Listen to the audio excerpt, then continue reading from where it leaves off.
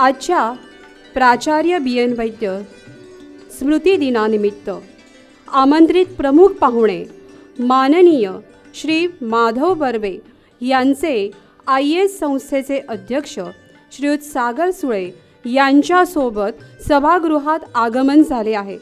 मी आपणा सर्वांना नम्र विनंती करते की टाळ्यांच्या गजरात त्यांचे स्वागत करूया.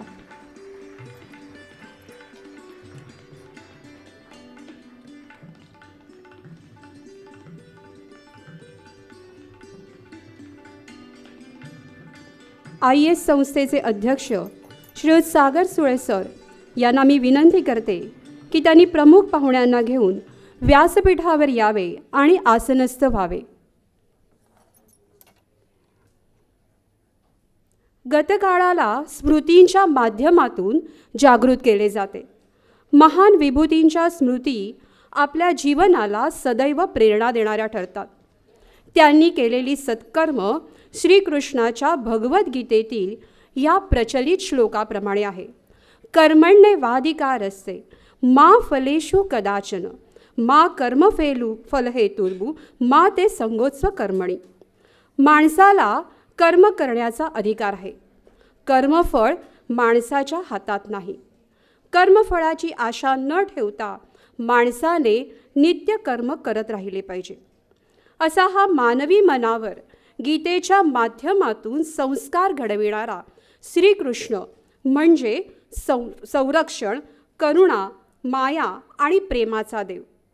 त्याच्या मधुर स्वरूपाचे वर्णन संत श्रीपाद वल्लभ यांच्या मधुराष्टकमध्ये आले आहे आणि म्हणूनच संस्थेच्या परंपरेनुसार मधुराष्टकम सादर करत आहे IAS VN सुळे गुरुजी विद्यालय इंग्रजी माध्यमाच्या मुख्याध्यापिका श्रीमती श्यामल कलगुटकर.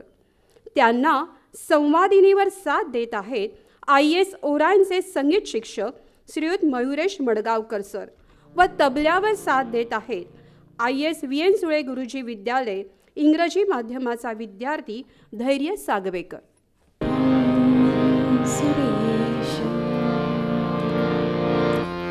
विश्वाधारं गगनसदृशं मेघवर्णं शुभांगं लक्ष्मीकान्तं कमलनयनं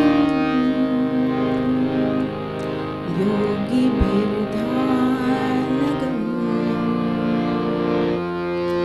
वन्दे विष्णुं भवभयहरं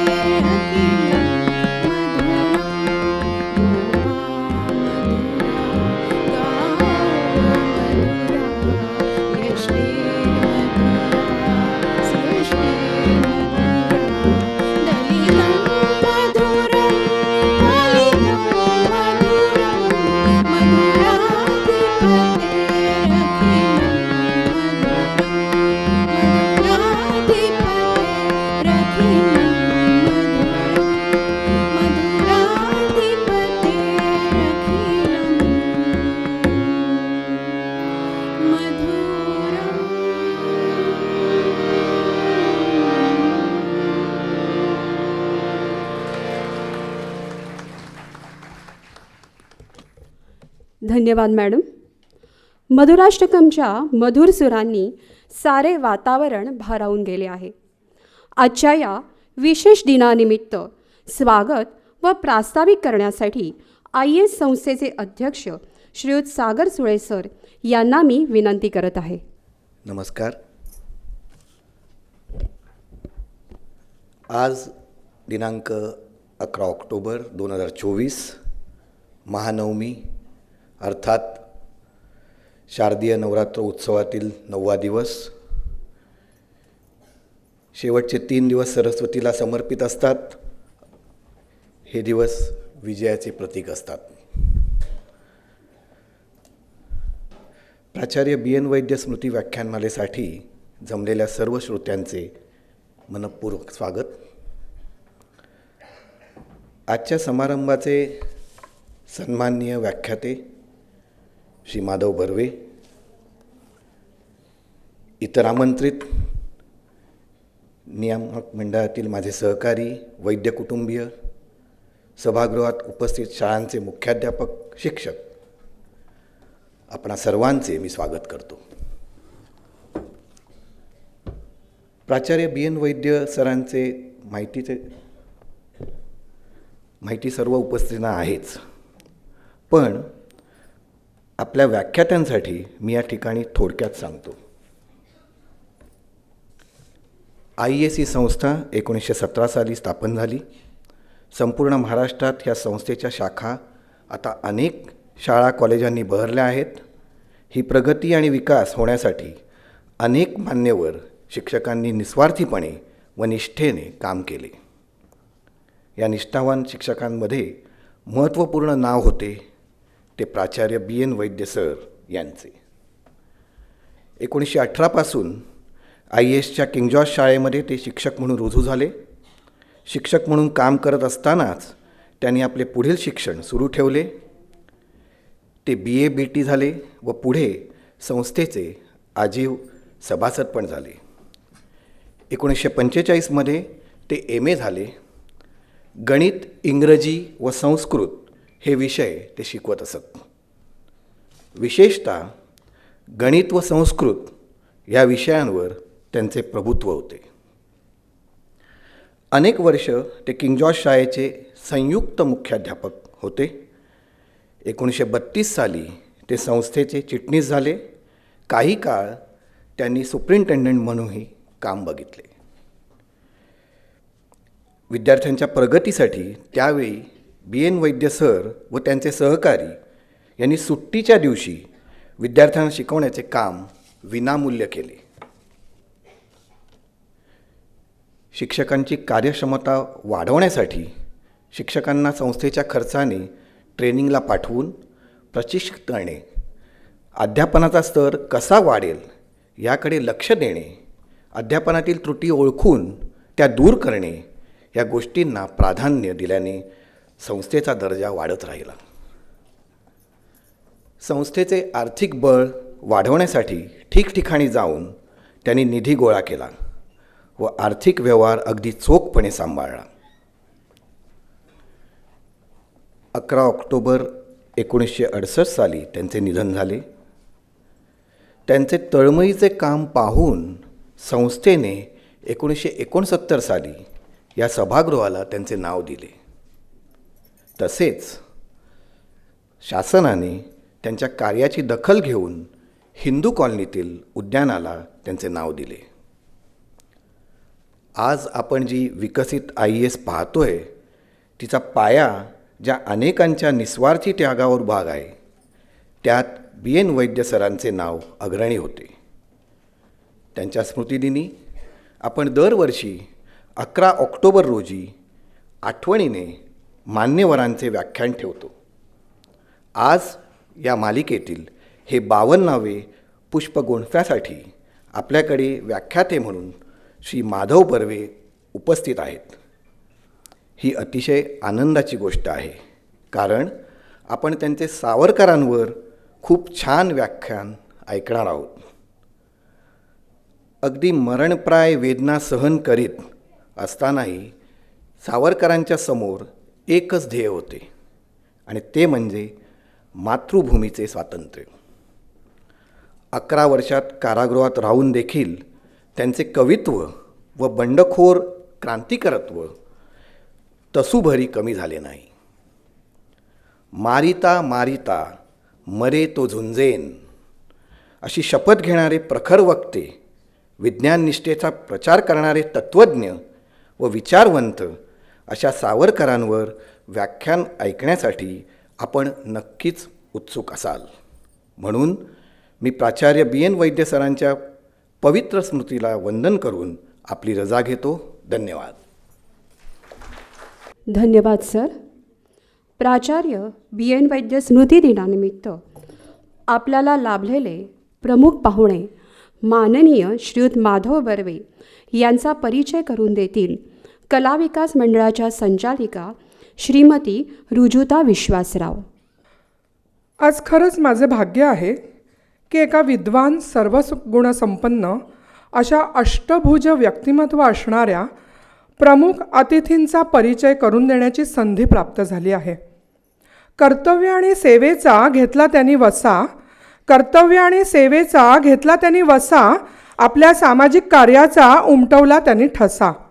आज आपण सर्व या ठिकाणी प्राचार्य BN वैद्य स्मृती दिनाचे औचित्य साधून ज्या प्रमुख अतिथींचा विचार श्रवण करण्यासाठी एकत्र जमलो आहोत, असे आजचे राष्ट्रीय कीर्तनकार, श्रीराम जन्मभूमीचे कारसेवक, संगणक व्यावसायिक, शैक्षणिक तत्त्ववेत्ते, पर्यावरणवादी, नाट्य व पार्श्वसंगीतातही ठसा उमटवणारे असे हे आज आपल्याला लाभलेले प्रमुख अतिथी माननीय श्री माधव वसंत बर्वे. श्री माधव वसंत बर्वे यांचा जन्म गिरगाव मुंबई येथला. गिरगावातील आर्यन शाळेत शालेय शिक्षण तर ठाण्यातील बेडेकर कॉलेजात डिप्लोमापर्यंतचं शिक्षण पूर्ण झाले. 1986 साली इलेक्ट्रॉनिक्स इंजिनिअरिंगचा डिप्लोमा पूर्ण केला. तर 2016 साली मुक्त विद्यापीठातून डिप्लोमा इन हॉर्टिकल्चरचेही शिक्षण पूर्ण केले. स्वतःचा संगणकाचा व्यवसाय, या व्यवसायाची कार्यालयं मुंबई व महाड येथे कार्यरत आहेत. या व्यवसायाच्या निमित्ताने परदेश प्रवासही होत असतो. यशवंतराव चव्हाण मुक्त विद्यापीठाच्या तज्ज्ञ समितीवर कॉम्प्युटर हार्डवेअर व मल्टीस्किल कोर्स तयार करण्यासाठीही त्यांची निवड झालेली आहे. 1980 ते 1990 या 10 वर्षाच्या कालावधीत बालनाट्य क्षेत्रातही ते कार्यरत होते. आपल्याला सर्वांनाच ठाऊक असणाऱ्या गिरगावातील जवाहर बालभवन येथे आणि छबिलदास येथे आविष्कार चंद्रशाळेमध्ये श्री रामनाथ थरवळ यांच्यासोबत नाट्य शिबिरांचाही त्यांना अनुभव आहे. रंगमंच तसेच आकाशवाणी व दूरदर्शनवर अनेक कार्यक्रम त्यांनी सादर केलेले आहेत. राज्य नाट्य स्पर्धेत जिल्हा पातळीवर पार्श्वसंगीताबद्दलही पुरस्कार प्राप्त आहे. देववाणी मंदिरम तर्फे संस्कृत नाटकांच्या प्रयोगात व्यवस्थापक म्हणून भारतभर प्रवास व सहभाग. 1990 साली श्री राम जन्मभूमी अभियानापासून विश्व हिंदू परिषदेचे काम करत आहेत. बजरंग दलाचे दक्षिण मुंबईतील प्रमुख म्हणून देखील त्यांनी काम बघितले आहे. त्यांनी आजवर वक्ता म्हणून अनेक विषयांवर भाषणे दिली. छोट्या चौकातील चौकसभा ते शिवाजी पार्कपर्यंत अनेक सभांमधून गीत गायन केले आणि भाषणे दिली. अयोध्येतील कारसेवेतील एक कारसेवक म्हणूनही त्यांची ओळख आहे. सध्या विश्व हिंदू परिषद कोकण प्रांत प्रशिक्षण प्रमुख म्हणून त्यांच्याकडे जबाबदारी आहे. विविध शिबिरे व वर्गांचे नियोजन याची जबाबदारी देखील त्यांच्याकडे आहे. शालेय वसतिगृहात राहणाऱ्या मुलामुलींचा सर्वांगीण विकास व तेथील आनंदी वातावरण या विषयाचा विशेष अभ्यास त्यांनी केला आहे. 2005 पासून गुजरात सीमेवरील तलासरी येथील विश्व हिंदू परिषदेचा पहिला प्रकल्प वनवासी वसतिगृह प्रकल्पाचा कार्यवाह म्हणून त्यांनी जबाबदारी स्वीकारली आहे. वारली व कोकणा या आदिवासी समाजाची 200 मुले मुली वसतिगृहात राहतात. 650 मुलांची शाळा गोशाळा, धर्मप्रसार, घर वापसी, सत्संग, जैवविविधता व पारंपरिक ज्ञान व संस्कृती रक्षण, युवा कौशल्य विकास अशा अनेक विषयात या वसतिगृहांमधून काम चालते. यासाठी त्यांनी 2016 साली वयाच्या 48व्या वर्षी कृषी विषयात शिक्षण घेतले. अक्षय कृषी परिवार या देशपातळीवरील थिंक टँकमध्ये पारंपरिक बीज संवर्धनासाठीच्या अभ्यास गटात काम केले. पालघर जिल्ह्यात 100 आदिवासी पाड्यांचा पाणी, जमीन, जंगल, पशुधन, कृषी व स्थलांतर या 6 विषयांवर प्रत्यक्ष फिरून सखोल अध्ययन केले. देशपातळीवर आदिवासी प्रदेशातील शाश्वत विकास या विषयावर अभ्यास गटात सदस्य म्हणून काम केले.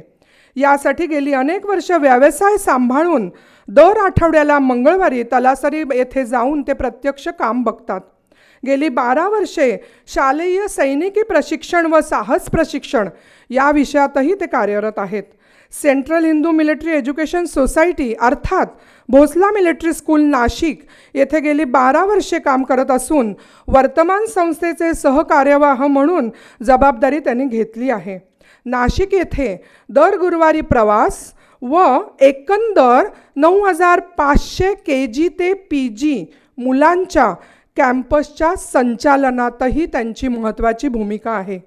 नागपूर, मुरुड तसेच अरुणाचल प्रदेशात असलेल्या संस्थेच्या विविध शाळांमध्ये नियमित प्रवास करतात आणि त्या संस्थेच्या साहसी खेळ, ॲडव्हेंचर स्पोर्ट्स प्रशिक्षण विषयातही ते कार्यरत आहेत. हेही असे थोडके, हो हेही असे थोडके म्हणूनच की काय, 1999 ते 2002 या 3 वर्षात दादर येथील कीर्तन विद्यालयातून कीर्तनाचे विधिवत प्रशिक्षणही घेतले आणि त्यानंतर कीर्तनालंकार ही पदवी परीक्षा 2य क्रमांकाने उत्तीर्ण झाले. आजवर 100हून अधिक कीर्तने त्यांनी सादर केली आहेत. राष्ट्रीय कीर्तनकार म्हणून लोकमान्य टिळक, राणचा वध, स्वदेशी, श्रीराम जन्मभूमी, गाडगे बाबा, सेवाधर्म, मौजी बंधन अशा अनेक विषयांवर त्यांनी कीर्तने सादर केली आहेत.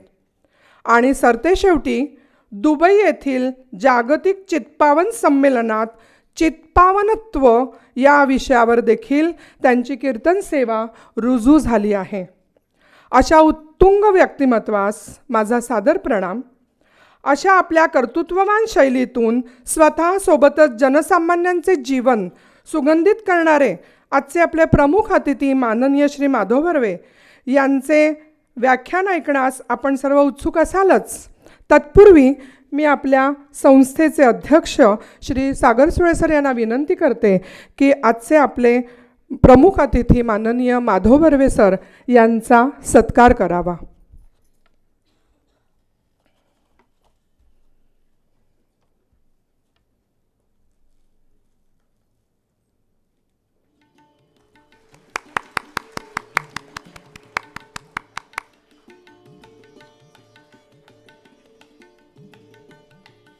धन्यवाद सर.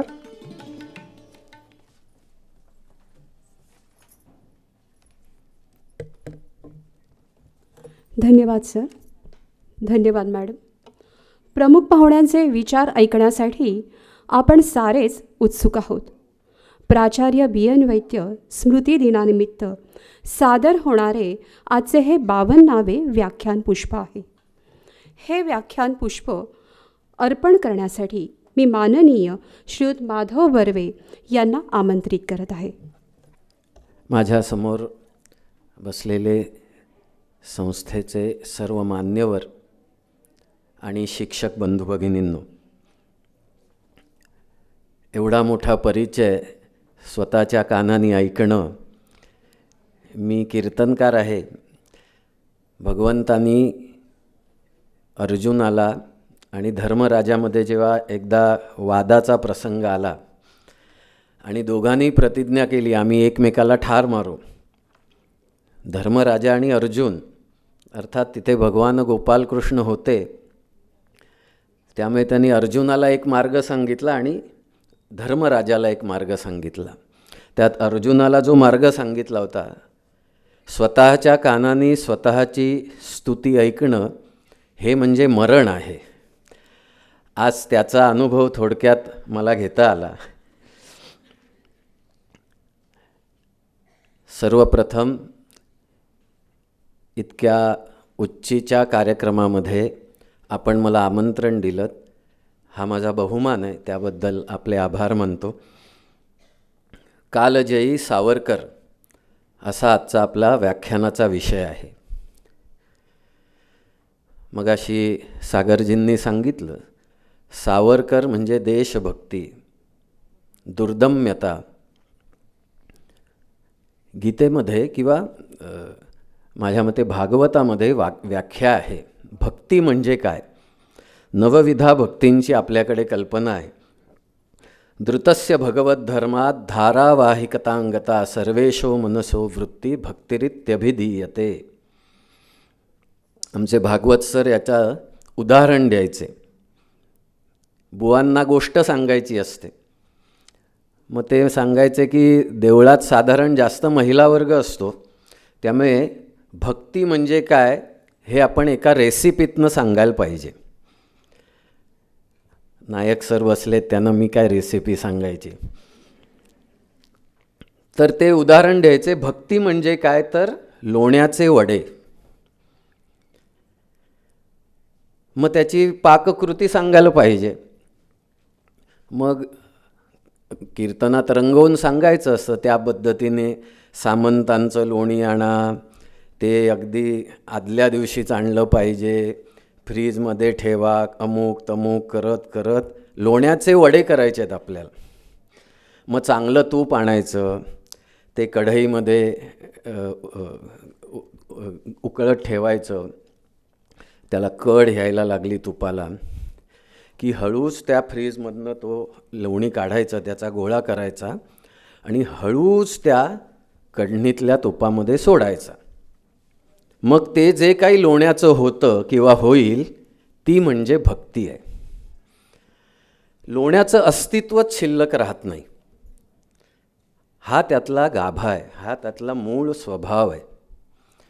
एखाद्यावर भक्ती करायची म्हणजे काय? आपण म्हणतो ना, भावे ओवाळीनं म्हणे नामा. मी शिल्लकच राहत नाही त्याच्यामध्ये.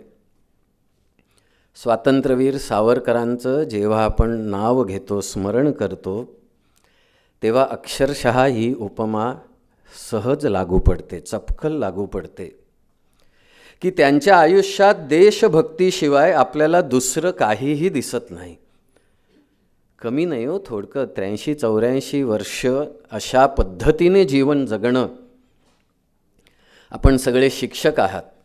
भोसलामध्ये सुद्धा जवळजवळ 250 शिक्षक आहेत नाशिक कॅम्पसमध्ये, आणि त्यांच्याशी नियमित संपर्क ह्या कामामुळे करतच असतो, बोलत असतो. किती मोठी जबाबदारी शिक्षक या नात्याने आपल्यावर आहे.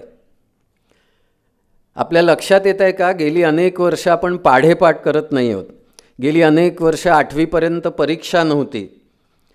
माझ्याकडे तलासरीला आदिवासी भागात 10वीत अशी 3-4 मुलं दरवर्षी असतात ज्यांना मराठी नीट लिहिता येत नाही.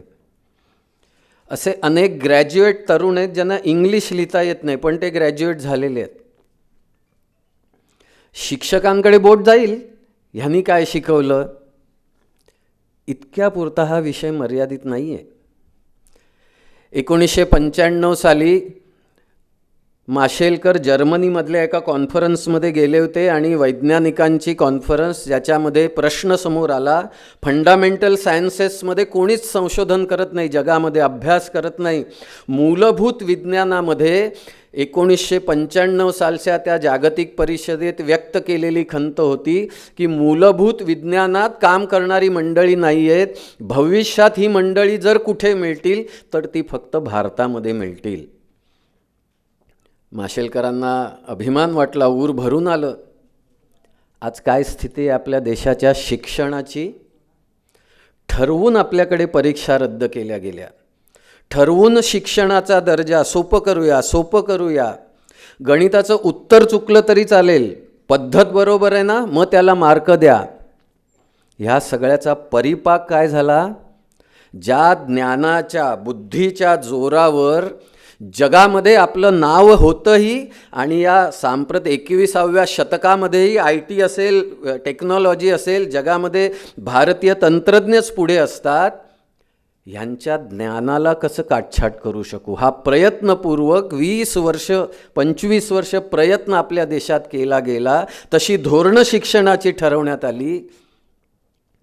शिक्षक म्हणून किती जबाबदारी आपल्यावर आहे हा विचार आपण केला पाहिजे. तो नीट न शिकलेला उद्याचा तरुण आज आपण घडवलेला आहे. तो कुठेतरी मला मारू शकेल, तो कुठेतरी मला फसवू शकेल, तो कुठेतरी भ्रष्टाचार करेल. ह्या सगळ्याचं मूळ कुठे येतं तर दुर्दैवाने त्याला आपण शिक्षण नीट देऊ शकलो नाही. आणि म्हणून नमनाला जास्त त्याच्यावर वेळ न देता फार मोठ्या जबाबदारीची माणसं आपण समोर बसलेला, त्या दृष्टीने आज आपण सावरकर काय आहेत हे समजून घ्यायचा विचार करायचा आहे. मी मगाशी सांगितलं सावरकर म्हणजे देशभक्ती.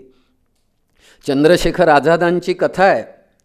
अतिशय राजबिंदा पुरुष. आपण तो त्यांचा मिशीवाला फोटो बघतो चंद्रशेखर आझादांचा.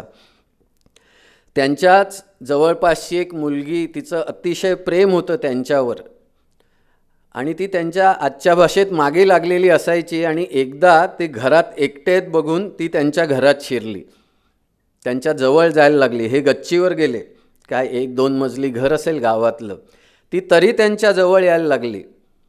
माणसाचा स्वभाव किती स्वच्छ असू शकतो. त्यांनी त्या 1.5-2 मजल्यावरनं खाली उडी मारली, पण त्या स्त्रीला स्वतःला स्पर्श करू दिला नाही.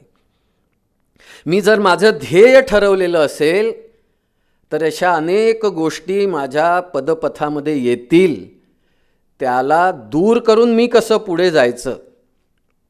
वंदे मातरम या चित्रपटामध्ये ते गीत आहे, जुनं गीत आपण ऐकलं असेल. अपराध मीच केला, शिक्षा तुझ्या कपाळी, जाणीव हीच माझ्या जीवा सदैव जाळी. त्यात ती नटी आहे, ती म्हणते, तू लाख पीडितांचा आधार न विसावा, ही पोच मूढ माझ्या प्रीतीस का नसावी. मी संत मोहविला, जो मग्न संत मेळी. हा मला मिळणारच नाही आहे, ही माझी चुकी आहे. पण ती पुढे काय म्हणते, कारण ती एका देशभक्ताची प्रेयसी आहे. आता पुढील जन्मी संसार मी करीन, ही स्वप्न भेट वक्षी मी तोवरी धरीन. शेवटची वेळ गदिमा काय लिहितात, सद्भाग्य हे सतीचे मिरवीन नित्य भाळी. मी सती जाणार आहे हे मला माहिती आहे, कारण तू जिवंत येणार नाही आहेस. एखादा क्रांतिकारक आहे, देशभक्त आहे. सावरकरांच्या 3 बंधू, त्यांच्या 3 पत्नींची एका अर्थाने ही व्यथा आहे. काय सोसलं असेल त्यांनी. अशा एका चरित्र नायकाचं जीवनपट आज आपण बघण्याचा प्रयत्न करणार आहोत. 83 वर्षाचं आयुष्य आणि त्यातली 28 उमेदीची वर्ष. लक्षात घ्या, उमेदीची वर्ष प्रामुख्याने कारावासामध्ये. कोणावर टीका करण्याचा विषय नाही आहे, पण लक्षात घ्या, तुरुंगवास, कारावास हा ब्रिटिशांनी ठरवून लोकांना दिलेला होता. त्यात सावरकर आहेत, त्यात टिळक आहेत, बाकीचे नेते त्यात नाही आहेत. 1-1.5-2 वर्षाच्या वर कोणालाही कारावास नाही आहे. ह्याचं कारण आहे, त्यांच्या बिल्ल्यावर डी लिहिलेलं होतं. अर्थ काय, डेंजरस. ह्याच्यातच सगळं काही एका अर्थाने अधोरेखित होतं. भगूर, नाशिक इथे त्यांचं जन्मस्थान आहे.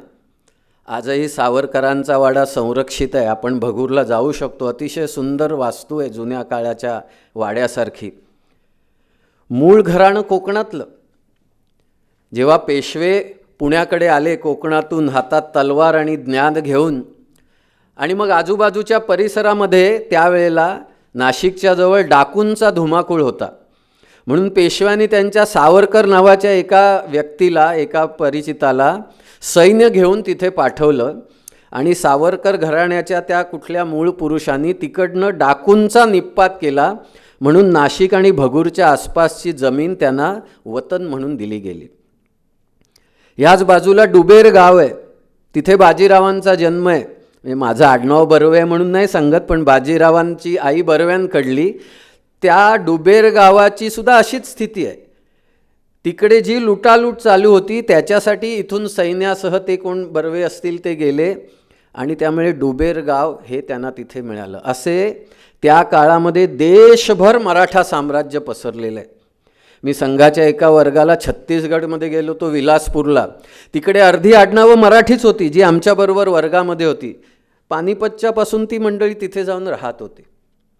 मराठ्यांचा पराक्रम हा असा लेचापेचा नव्हता. अख्ख्या भारताला मराठ्यांनी एका अर्थाने आपल्या टाचेखाली त्या काळामध्ये आणलेलं होतं. आणि त्यामुळे भगूरची ही बक्षिसी त्यांना वतन म्हणून मिळालेली होती. आणि घरामध्ये स्वाभाविक त्यामुळे हे आपला इतिहास काय याची चर्चा व्हायची. सावरकरांच्या घरामध्ये लहानपणापासून त्यांना पुस्तकं वाचायची सवय होती. त्यांच्या घरामध्ये त्या काळी पेपर यायचा, वृत्तपत्र यायचं, इंग्लिश पेपर यायचा, सावरकर लिहितात.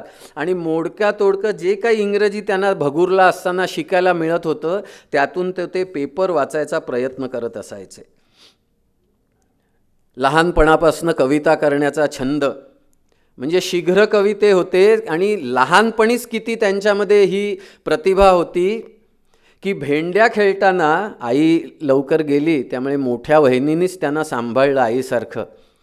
मग भेंड्या खेळताना कधी एखादं गाणं किंवा काव्य श्लोक आठवला नाही तर सावरकर तिथल्या तिथे एखादी कविता रचायचे आणि तो भेंडीचा डाव परत दुसऱ्यांवर उलटवायचे. इतकी विलक्षण प्रतिभा असा हा विनायक कळत्या वयात येत होता. पारतंत्र्याचे चटके समजू लागलेले होते.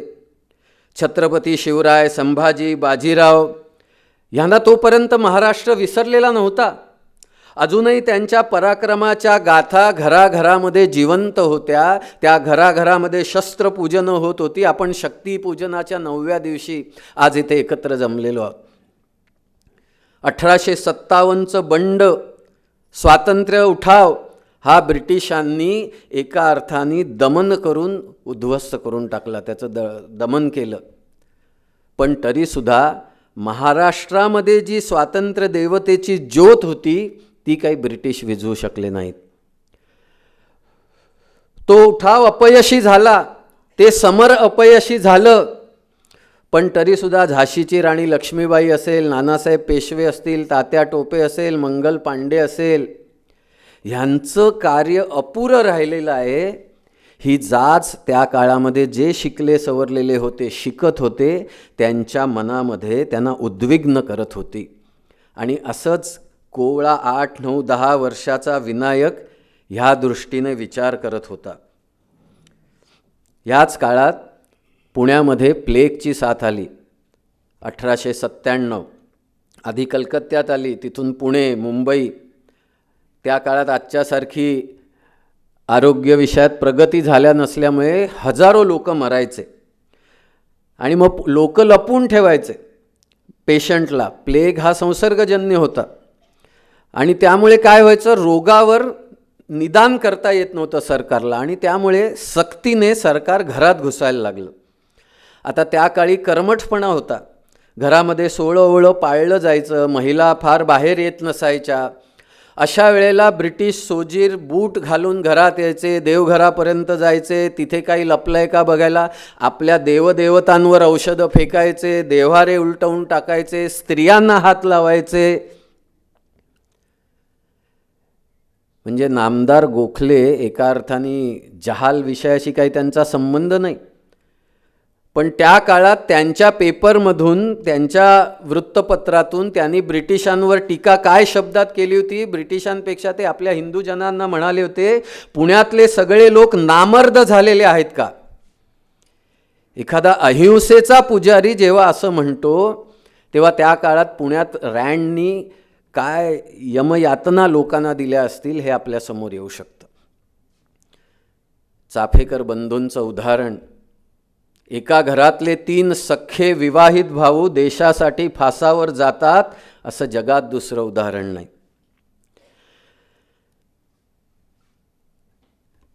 दामोदर पंतांना 18 एप्रिल 1898 रोजी जेव्हा फाशी देण्यात आली त्यावेळेला 14 वर्षाच्या विनायकाने भगूरच्या आपल्या घरातल्या अष्टभुजा देवीपुढे प्रतिज्ञा केली. देवीचा गोंधळ करण्याची आपल्याकडे परंपरा आहे. रँडला मारायला जाताना दामोदर पंतांनी, ते स्वतः कवी होते, महाराष्ट्र शासनाने दामोदर चाफेकरांचं आत्मचरित्र प्रकाशित केलेलं आहे, वाचण्यासारखं आहे. त्यात त्यांची काव्य अप्रतिम आहेत. आई अंबे जगदंबे जातो सत्कर्मी जय दे, रिपुदमनाचा आई भवानी आम्हाला वर दे. आम्हा नाही तुझ वाचुनी कुणी जगी तुझा आसरा, पुण्यपत्तनी धर्म बुडविला रँडाने सारा. त्या मारा अविचार चेचण्या धैर्य शौर्य मज दे, धैर्य शौर्य मज दे ग अंबे, धैर्य शौर्य मज दे. चतुशृंगी मातेला नमस्कार करून त्या रात्री गणेश खिंडीमध्ये चाफेकर बंधूंनी रँडचा वध केला.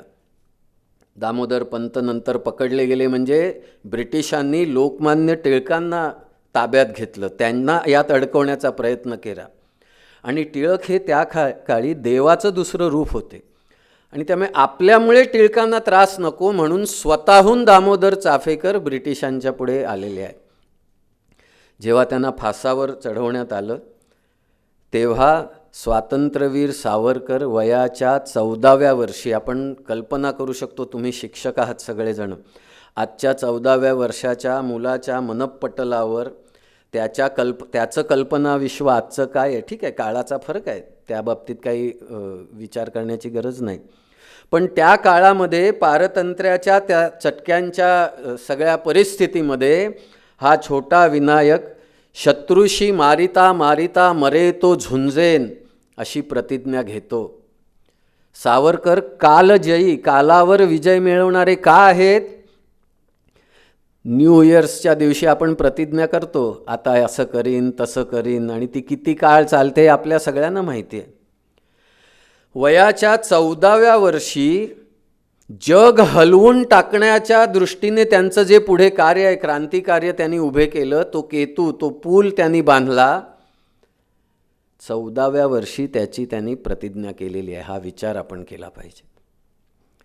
शिक्षक या नात्याने आपल्या मुलांपुढे हा सावरकर, हा विनायक आपण नेला पाहिजे. ती या काळाची गरज आहे.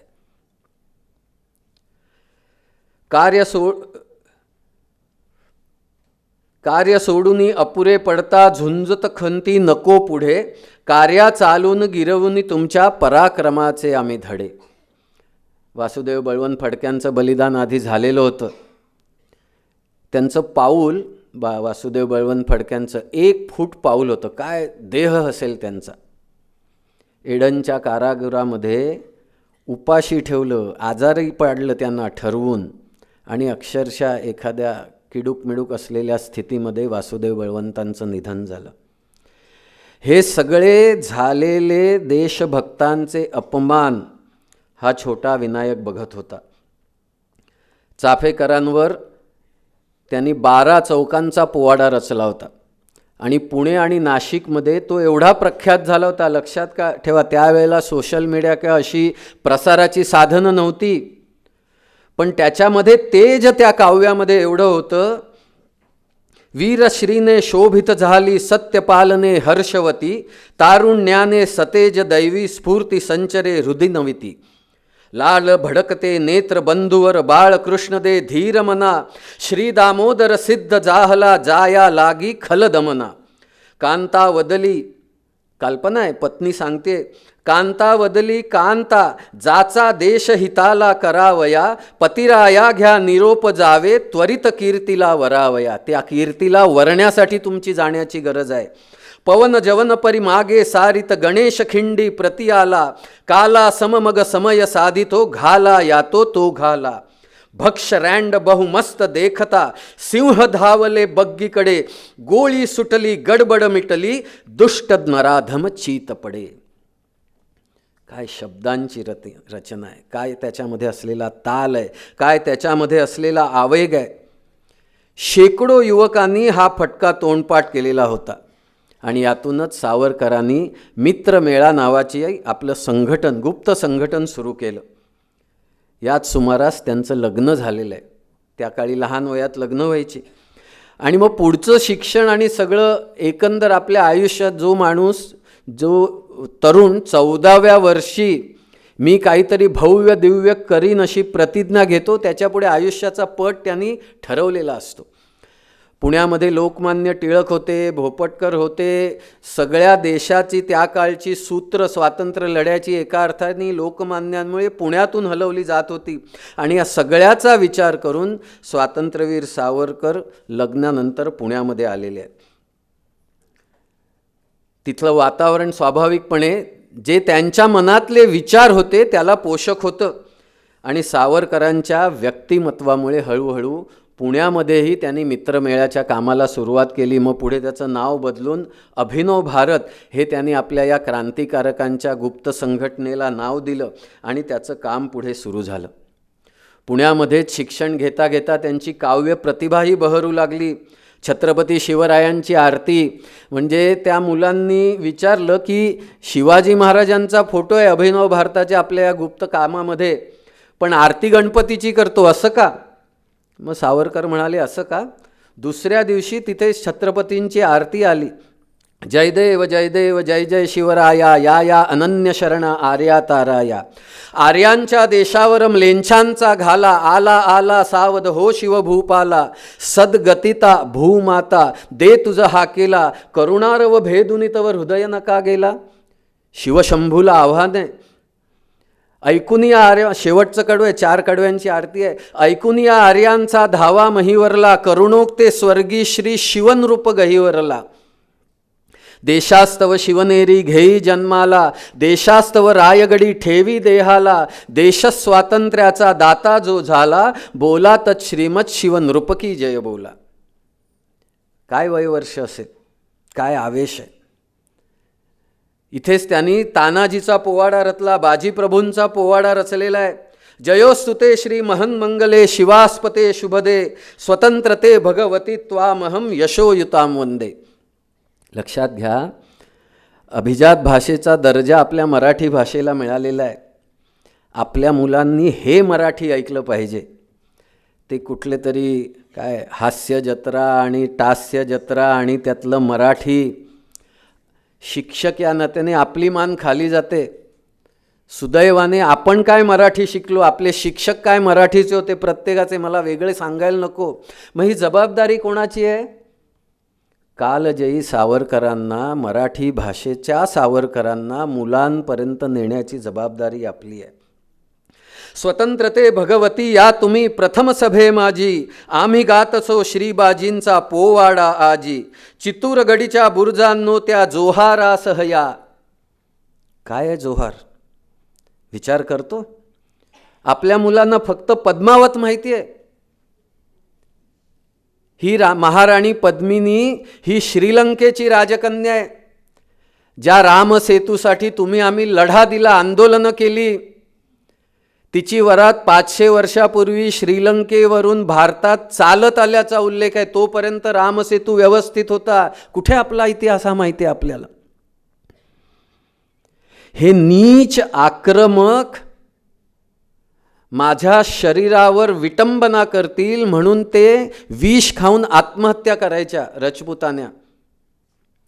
पण हे इतके हलकट होते की मेलेल्या स्त्रीच्या शरीरावरही ते बलात्कार करायचे. म्हणून माझं हे शरीरच त्याच्या हातात जाता कामा नये म्हणून जोहर आलेला आहे. हा जोहर मुलांना सांगायला पाहिजे, त्याशिवाय लव जिहाद बंद होणार नाही.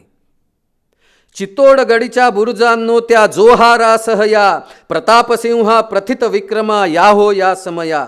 तानाजीच्या पराक्रमासह सिंहगडा येई, निगा रखो महाराज रायगड की दौलत आई. जरीपटका तोलीत धनाजी संताजी या या, दिल्लीच्या तख्ताची छकले उधळीत भाऊ या. खिंड तोफतीज मधुनी सुटला गोळा श्रीबाजी, रणी तळपतो वीर श्रीचा रण नवराबाजी. ती गोळी सुसू आली, अहो त्या काली मर्मिती शिरली, श्री बाजी विव्हळ पडला, मागुती तक्षणी उठला, बेहोश वीर परिवदला, तोफे आधी मरे न बाजी सांगा मृत्यूला, चला घालू स्वातंत्र्य संगरी, रिपुवरी घाला होजी. काय शब्द आहेत? तोफे आधी मरे न बाजी सांगा मृत्यूला. माझा मित्र आहे अतुल वझे म्हणून, हेक्झावेअर ही जगातली 5वी सॉफ्टवेअर कंपनी, त्याचा व्हाईस चेअरमन होता. आणि जगातल्या म्हणजे IT कंपन्यांमध्ये नोकऱ्या खूप सोडतात माणसं, पगार जास्त, मग इकडून तिकडे उड्या चालू असतात. तर हेक्झावेअरनी त्यांच्या प्रमुख 30 इंजिनियर्सला, जगातल्या, सगळे काही भारतीय नव्हते, कमिटमेंट ह्या विषयासाठी अतुलला वर्कशॉप घ्यायला सांगितला. तो मॅनेजमेंट ट्रेनी आहे. ह्यानी पठ्ठ्याने पूर्ण विचार करून त्या 30 जणांना तो पावनखिंडीत घेऊन गेला. बाजी प्रभूंच्या कमिटमेंट पुढे जगातली दुसरी कमिटमेंट नाही. काय सावरकरांचे शब्द आहेत? तोफे आधी मरे न बाजी सांगा मृत्यूला. मृत्यूला सांग, जोपर्यंत तोफ होत नाही तोपर्यंत मी मरणार नाही. हे सावरकर मुलांपर्यंत नेले पाहिजेत. चला घालू स्वातंत्र्य संगरी, रिपुवरी घाला. आपण विचार करू शकतो. असं म्हणतात त्यावेळी सावरकरांची हस्तांदोलन करण्यासाठी सुद्धा मुलांची, तरुणांची रीग लागायची. असं तळपतं व्यक्तिमत्व त्यांचं होतं, त्यांची भाषा, त्यांचं लेखन, त्याचा प्रभाव तरुणांवर पडत होता. आणि ह्याच सुमारास कर्झन वायलींनी बंगालची फाळणी केली. लोकमान्यांनी त्याच्या विरोधात लाल बाल पाल एकत्र आले आणि चतुसूत्री संपूर्ण देशापुढे मांडली. राष्ट्रीय शिक्षण बहिष्कार, आणि त्याच्यामध्ये स्वदेशी नावाचा एक विषय होता. स्वातंत्र्यवीरांचा अतिशय सुंदर स्वदेशीचा फटका आहे. काही दिवसात दिवाळी येईल.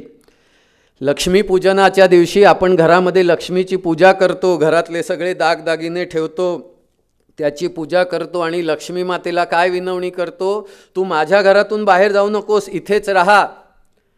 सावरकर त्या प्रसंगाचं वर्णन करतायत. लक्ष्मीपूजन करावया जे करतो स्नानाला. ऐका नीट. लक्ष्मीपूजन करावया जे करतो स्नानाला, परका साबू परकी तेले लावून अंगाला. लक्स, लिरिल, माधुरी दीक्षित, अजून कोण कोण? साबू नेई कोटी कोटी तेल रुपायाने, नेई लुटोनी विदेश कोटी अन्य उपायाने, अशा रीतीने लक्ष्मी दवडूनी दाराबाहेरी, लक्ष्मी पूजन करीत बसतो आम्ही देवघरी. कमीत कमी शब्दामध्ये देशाच्या अर्थव्यवस्थेवर इतकी टिप्पणी करणं. आपल्याकडे विठोबा पेस्ट आहे, विको वज्रदंती आहे. कसेही असले तरी रामदेव बाबांनी महत्कार्य योगाच्या माध्यमातून केलं आहे. त्यांची दंतकांती आहे. का कोलगेट लागते? का क्लोजअप लागते? भारतीय उत्पादनं वापरली पाहिजेत. फोटो आहे समोर देशाच्या पंतप्रधानांचा. परवा काय म्हणाले? Vocal for local. कॅडबरीच्या ऐवजी अमूल घेऊ शकतो. निश्चय, निर्णय आपल्याला करायचा असतो. तुम्ही ग्राहक आहात, आपण निर्णय करू शकतो. भालाकार भोपटकर आणि लोकमान्य टिळकांच्या उपस्थितीमध्ये 1905 साली लकडी पुलाजवळ सावरकरांनी पहिली विदेशी कापडाची होळी केली. मँचेस्टरला जे भारतीय कापड जायचं त्याच्यावर डबल टॅक्स लावला. 100% ड्युटी लावली तरी इंग्लंडमधलं मँचेस्टरचं कापड ब्रिटनमधले लोक घेत नव्हते. म्हणून ढाक्याच्या मलमल करणाऱ्या त्या कारागिरांचे अंगठे ब्रिटिशांनी तोडले. का? 100% टॅक्स लावूनही भारतीय कापडच इंग्लंडमध्ये विकलं जात होतं. आणि मग जाताना इकडनं कच्चा माल जायचा, येताना काय? म्हणून मीठ पाठवायला लागले. किती ब्रिटिशांनी या सगळ्याचा अभ्यास केला होता. अर्थात सावरकरांसारखी मंडळी या बाजूने उभी राहत होती. याच सुमारात सावरकर BA झाले. आणि पुढील शिक्षणाच्या दृष्टीने बघा, पुढे तो विषय येईलच, पण एखादा मुलगा 14व्या वर्षी प्रतिज्ञा करतो, शत्रूशी मारिता मारिता मरे तो झुंजेन, शत्रूला मारणार आहे मी, अहिंसा परमो धर्म हीच जपमाळ आपल्या पुढे ओढली गेली आहे. त्याची पुढली ओळ काय आहे? धर्मे हिंसा तथैवच. धर्मासाठी केलेली हिंसा ही पण अहिंसा आहे, हे दुर्दैवाने आपल्याला सांगितलंच गेलं नाही. त्यामुळे बोलचट हिंदू तयार झालो आपण. जर समोरचा शस्त्र घेऊन आला तर त्याला त्याच भाषेत उत्तर द्यायला पाहिजे. तो धर्म आहे हे सांगणं आपल्या इकडलं आहे. आणि म्हणून BA झाल्यानंतर स्वातंत्र्यवीरांनी इंग्लंडला जायचा निर्णय घेतला. का? सावरकरांच्या जात्युच्छेदक निबंधामध्ये ते लिहितात की ब्रिटिश आपल्या इकडे आले, 100 वर्ष भारतभर पसरले, विविध दरबारात त्यांनी वकील पाठवले, व्यापारासाठी आलो, हे करण्यासाठी आलो. आपल्यापैकी किती राजांचे वकील इंग्लंडमध्ये गेले होते हो? आपल्यापैकी किती जण इंग्लंडमध्ये व्यापारासाठी गेले होते हो? जर आपल्या देशात ते येऊन आपल्या देशाच्या स्थितीचा अभ्यास करून आपल्यावर राज्यकर्ते झालेत, तर आपण त्यांच्या देशात जाऊन सुद्धा हे करू शकतो की नाही? आणि म्हणून त्यांच्या देशात जाऊन प्रत्यक्ष क्रांतिकार्य करण्याचा निर्णय सावरकर घेत आहेत. लोकमान्य टिळक त्यांची सगळी ती योजना, शिष्यवृत्तीची योजना करतात. शिवाजी महाराज शिष्यवृत्ती त्यांना दिली जाते. श्यामजी कृष्ण वर्मांच्या इंडिया हाऊसमध्ये ते येतात. इथे जाऊन सावरकर क्रांतिकारकांचं जगव्यापी नेटवर्कमध्ये भारताला प्रवेशित करते होतात. फ्रान्स, जर्मनी, रशिया इथल्या क्रांतिकारकांच्या इंग्लंडमध्ये त्यांच्या भेटी होतात. अर्थातच गुप्तचरांची करडी नजर इंडिया हाऊसवर पहिल्यापासून आहे. आपण विचार करू शकतो, सावरकरांनी या 2.5 वर्षामध्ये मल्टीटास्किंग, आजचा विषय आहे ना मोठा, एका वेळेला अनेक कामं करता यायला पाहिजेत. या 2.5 वर्षात सावरकरांनी इतकी प्रचंड कामं इंडिया हाऊसमध्ये राहून केली आहेत. बॅरिस्टरीचा अभ्यास केला. 1857चं समर हे पुस्तक लिहिलं. त्याच्यासाठी ब्रिटिश लायब्ररी आणि म्युझियममध्ये जाऊन त्या सगळ्या रेकॉर्ड्समधनं अभ्यास केला, अध्ययन केलं. शिखांचा इतिहास लिहिला, मॅझिनीचं चरित्र लिहिलं. फ्रान्समध्ये सेनापती बापटांना पाठवून बॉम्ब मॅन्युअल मिळवलं, त्याचं भाषांतर केलं. ते पुण्यामध्ये लोकमान्यांपर्यंत आलं, ते भारतभर पसरवण्यात आलं. खुदिराम बोसनी मुझफ्फरनगरमध्ये प्रफुल्ल चाकीने पहिला बॉम्ब फोडला. 20 ब्राउनिंग पिस्तुलं भारतात पाठवली गेली. हे सगळं काम स्वातंत्र्यवीरांनी 2.5 वर्षात केलं आहे. बॅरिस्टरीची सनद त्यांना दिली गेली नाही, कारण आम्ही ब्रिटिशांविरुद्ध काम करणार नाही हे लेखी द्यायला लागायचं, तर बॅरिस्टरीची सनद मिळायची. इतर अनेक बॅरिस्टर जे त्या काळातले झालेले आहेत ते कसे झाले असतील हे आपण समजून घ्यायचं आहे. सावरकरांवर दोष दाखवणारी जमात देशामध्ये आहे. सावरकरांना बॅरिस्टर नाही पदवी दिली कारण त्यांनी ते लिहून दिलं नाही. इतर अनेक कसे बॅरिस्टर झालेत विचार केला पाहिजे. जोसेफ मॅन्झिनीचं चरित्र सावरकर त्यांनी भारून गेलेले होते. इटलीच्या स्वातंत्र्य लढ्यामध्ये मॅन्झिनीने कशा प्रकारे काम केलं हे आपल्या देशातल्या तरुणांपर्यंत यायला पाहिजे. 1857चं समर हे त्यांचं गाजलेलं पुस्तक. या दोनही पुस्तकांवर आपल्या देशामध्ये एका अर्थाने बंदी घालण्यात आली. आमच्या गिरगावात जोशांच्या घरामध्ये ते पुस्तक आजही ठेवलेलं आहे. ज्या पुस्तकात पिस्तुलाची खाच केलेली होती त्याच्यात पिस्तूल होतं आणि वर पुस्तक आहे. अशी पुस्तकं भारतात पाठवली गेली. त्यातून अनंत कान्हेरेने कर्झन वाहिलीवर गोळ्या झाडलेल्या आहेत. शस्त्र हे सावरकरांना अतिशय प्रिय होतं. लक्षात घ्या, प्रभू रामचंद्रांनी लक्ष्मण आणि शस्त्र याचा कधीही त्याग केलेला नाही आहे. भाऊ आणि शस्त्र एवढं नातं रामचंद्रांच्या आयुष्यात शस्त्राशी आहे. भगवान गोपालकृष्ण गीतेमध्ये म्हणतात, जगामध्ये शस्त्ररूपात राम म्हणून मी आहे. काय सावरकर शस्त्र स्तोत्रामध्ये लिहितात. देवीची उपासना करतोय आपण. काल अष्टभुजेचा दिवस होता, अष्टमी होती.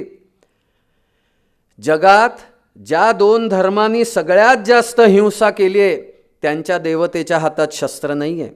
मग तो इस्लाम असेल, ख्रिश्चन असेल. येशू ख्रिस्त तर करुणेचा पुतळा आहे, शस्त्र नाहीच आहे. इस्लाममध्ये मूर्तीपूजाच नाही आहे. पण या दोन धर्मांनी जितकं रक्त देश विश्वामध्ये सांडलंय, आपल्याकडे काय स्थिती आहे हो? आपला एकही देव शस्त्राशिवाय नाही आहे. आणि अशा आजच्या आपल्या हिंदू समाजाला विचारलं लाठी चालवता येते, मुलींना विचारलं चाकू चालवता येतो. व्याघ्र नक्र सर्प सिंह हिंस्त्र जीव संगरी, शस्त्र शक्तीने मनुष्य हा जगे धरेवरी. रामचंद्र चाप पाणी चक्र पाणी श्रीहरी, आर्त रक्षणार्थ घेती देव शस्त्र ही करी. शस्त्र सिद्ध नास वयेच शस्त्र पुण्य नास वयेची, शस्त्र पाप नास वये इष्टता अनिष्टता ही त्यास हेतूनेची आहे. तुम्ही शस्त्र वापरण्याचा जो हेतू आहे ना, त्यांनी त्या शस्त्राला वाईट पण किंवा चांगलं पण येत असतं. लक्षात ठेवा, भगवंत गीतेमध्ये सांगतात विनाशायच दुष्कृताम. आम्ही भोसलामध्ये मुलांना हेच सांगतो. भोसलामधल्या मुलांनी समोरच्याला थोबडावलं पाहिजे. अहिंसेचे पाठ भोसलाच्या मुलाला चालणार नाही. सैनिकी शिक्षण देणारी आपली संस्था आहे. पण आपण जे शस्त्र शिकवतोय, तुम्हाला जे मारायला शिकवतोय, ते विनाशायच दुष्कृताम आहे. हा विवेक त्या मुलामधला जागा करायचा आहे. आणि म्हणून शस्त्रांचं स्तोत्र सावरकर लिहितात आणि जातात. जर्मनी, जपान हे जे जगातली आजची प्रगत राष्ट्र आहेत, ही शस्त्रामुळे आज जगामध्ये प्रगत आहेत. शस्त्रेण रक्षितम राष्ट्रम शास्त्र चर्चा प्रवर्तते. रणाविण स्वातंत्र्य कोणा मिळाले असा भूतकालीन सिद्धांत जाणा. स्वराज्य हेतूने पाहिजे युद्ध केले, रणाविण स्वातंत्र्य कोणा मिळाले. हा लढणारा माणूस आहे. हा समोरच्याकडे ठकास महाठक म्हणून उभा राहणारा माणूस होता. आणि म्हणून इंग्लंडमध्ये अशा पद्धतीने एका अर्थाने भीमासारखं काम स्वातंत्र्यवीरांनी सावरकरांनी केलं. ब्रिटिश काय गप्प बसणारे नव्हते. सावरकरांच्या घरावर जप्ती आली, मोठ्या बंधूंना अटक करण्यात आली, बहिष्कार टाकण्यात आला त्यांच्या घरावर. तिन्ही वहिन्या, तिन्ही घरातल्या स्त्रियांना रस्त्यावर येण्याची वेळ आली. कुणी थारा दिला नाही. असं वर्णन आपण ऐकतो की स्मशानातल्या पिंडांवर गुजराण करण्याची स्थिती आली. याच सुमारास त्यांचा मुलगा प्रभाकर बोटीतून जाताना केवळ असं बघितलं होतं. पत्नी दाखवायला आली, पण घरामध्ये जुन्या काळचे नियम असल्यामुळे सावरकरांनी त्या प्रभाकराला हातातही घेतलं नव्हतं. तो प्रभाकर गेला अशी बातमी लंडनमध्ये आली. आणि ह्या सगळ्या परिस्थितीमध्ये उद्विग्न अवस्थेत वहिनीचं पत्र सावरकरांना प्राप्त झालं आहे. ती लिहिती झाली आहे, काय स्थिती आहे आपली. ज्या समाजासाठी या अपेष्टा आपण भोगतोय, तो समाज पाठीशी उभा राहत नाही आहे. सावरकरांचं त्याच्यावरचं उत्तर जगात गाजलेलं आहे. जयासी तुवा प्रतिपाळले, मातेचे स्मरण होऊन दिले, श्रीमती वहिनी वत्सले, बंधू तुझा तुझ नमी. आईची कधी कमी तू आम्हाला वहिनी भासू दिली नाहीस, तुला मी वंदन करतो. आशीर्वाद पत्र पावले, जे लिहिले ते ध्यानी आले, मानस प्रमुदित झाले, धन्यता वाटली उदंड. घरून पत्र आलंय, थोडासा बरं वाटलं. पुढे सावरकर काय ते कळतात, हे मुलांपर्यंत न्यायचं आहे. अनेक फुले फुलती, फुलोनिया सुकोनी जाती, कोण त्यांची महती गणती ठेविली असे. परिजे गजेंद्र शुंडेने उपटले, श्रीहरीसाठी नेले, कमल पुष्पते अमर ठेले, मोक्षदाते पावन. धन्य धन्य अपुला वंश, सुनिश्चय ईश्वरी अंश, की रामसेवा पुण्यलेश अपुल्या भागी लाधली. अशीच सर्व फुले खुडावी, श्रीरामचरणी अर्पण व्हावी, काही सार्थकता घडावी या नश्वर देहाची. अमर होयती वंशलता, निर्वंश जिचा देशाकरिता. काय लिहितायत सावरकर. अमर होयती वंशलता, निर्वंश जिचा देशाकरता, दिगंती पसरे सुगंधता, लोकहित परिमलाची. तू धैर्याची असशी मूर्ती, माझे वहिनी माझे स्फूर्ती, रामसेवा व्रताची पूर्ती, ब्रीद तुझे आधीच. काय जिनसांनी ही व्यक्तिमत्व घडली असतील हो. जेव्हा पत्नी भेटायला येते काळे पाण्याला जायच्या आधी, तेव्हा सावरकरांचे ते प्रसिद्ध उद्गार आहेत की 4 काटक्या जमवून आणि पोरांची वीण वाढवून ह्यालाच जर संसार म्हणायचं असेल तर असा संसार कावळे चिमण्यासुद्धा करतात. यापेक्षा काही भव्य दिव्य संसाराचा अर्थ असेल तर तो आपण जगतो आहोत आणि तसा जगण्याचा आपण सदैव प्रयत्न केला पाहिजे. भारतात धमाके झाले होते, आता वेळ होती लंडनमध्ये धमाका करण्याची. मदनलाल धिंगरा नावाचा पंजाबमधला अतिशय देखणा राजबिंडा, उच्चभ्रू स्थितीतला माणूस, व्यक्तिमत्व, पण इंडिया हाऊसमध्ये सावरकरांच्या एकंदर प्रभावाखाली आल्यामुळे मदनलाल धिंगरांनी ठरवलं की आपण ब्रिटिशांच्या राजधानीत कर्झन वायलीवर गोळ्या मारायच्या. मगाशी मी चुकून अनंत कान्हेरे बोललो. आणि मग आपण बघतो मदनलाल धिंगरा आणि सावरकरांचे संवाद आहेत. आणि मदनलाल धिंगरांनी एका मोठ्या कार्यक्रमामध्ये प्रत्यक्ष ब्रिटनमध्ये कर्झन वायलीला गोळ्यांनी ठार मारलं आणि ब्रिटिशांच्या राजधानीमध्ये एका अर्थाने भारतीय स्वातंत्र्याच्या विषयाला त्याचा एका अर्थाने ध्वज फडकवला. सावरकर इथेही स्वस्थ बसलेले नाही आहेत. महायुद्धांचे दिवस सुरू झाले होते आणि त्यामुळे त्यांनी ब्रिटिशांच्या सैन्यामध्ये असलेल्या भारतीय सैनिकांना चिथावणी देण्याला सुरुवात केलेली आहे. अर्थातच पोलिसी ससेमिरा लागल्यामुळे न्यूमोनिया झाला त्यांना आणि यामुळे थोडासा विश्राम करण्यासाठी ते फ्रान्समध्ये मार्सेलिसच्या इथे येऊन राहिलेले आहेत काही काळ.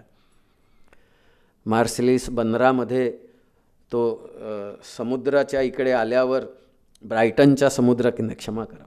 ब्रायटनच्या समुद्रकिनारी आल्यावर कोकणामधल्या सावरकरांना स्वाभाविक मातृभूमीची आठवण झालेली आहे. निरंजन पाल हे त्यांच्याबरोबर होते. त्यांना मराठी काय नीट कळत नव्हतं, पण अतिशय भावना विवश होऊन सावरकर त्यावेळेला जे म्हणाले ते निरंजन पालांनी लिहिलं आणि म्हणून एका अजरामर गीताला आपण सगळे त्यामुळे ऐकू शकलो. नेमजसीने परत मातृभूमीला, सागरा प्राण तळमळला. एक बॅरिस्टर असलेला मुलगा, काय त्याच्यापुढे करिअर असू शकतं, काय त्याच्यापुढे आयुष्य असतं.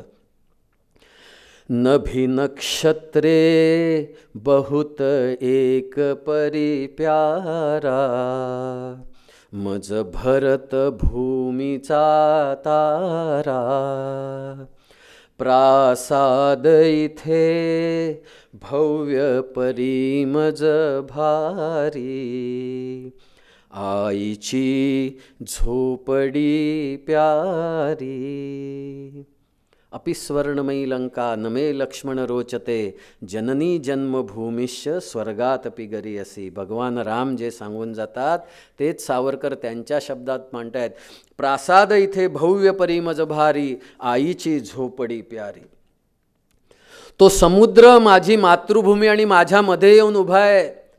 आणि म्हणून जसं रामानी रामसेतूच्या वेळेला समुद्राला दरडवलंय, भयभीन होईन प्रीत, तू नाही आलास तर तुला सुकवून टाकीन, सावरकरांमधला राम इथे जागा झाला. या फेन मिशे हसशी निर्दया कैसा, का वचन भंगीसी ऐसा.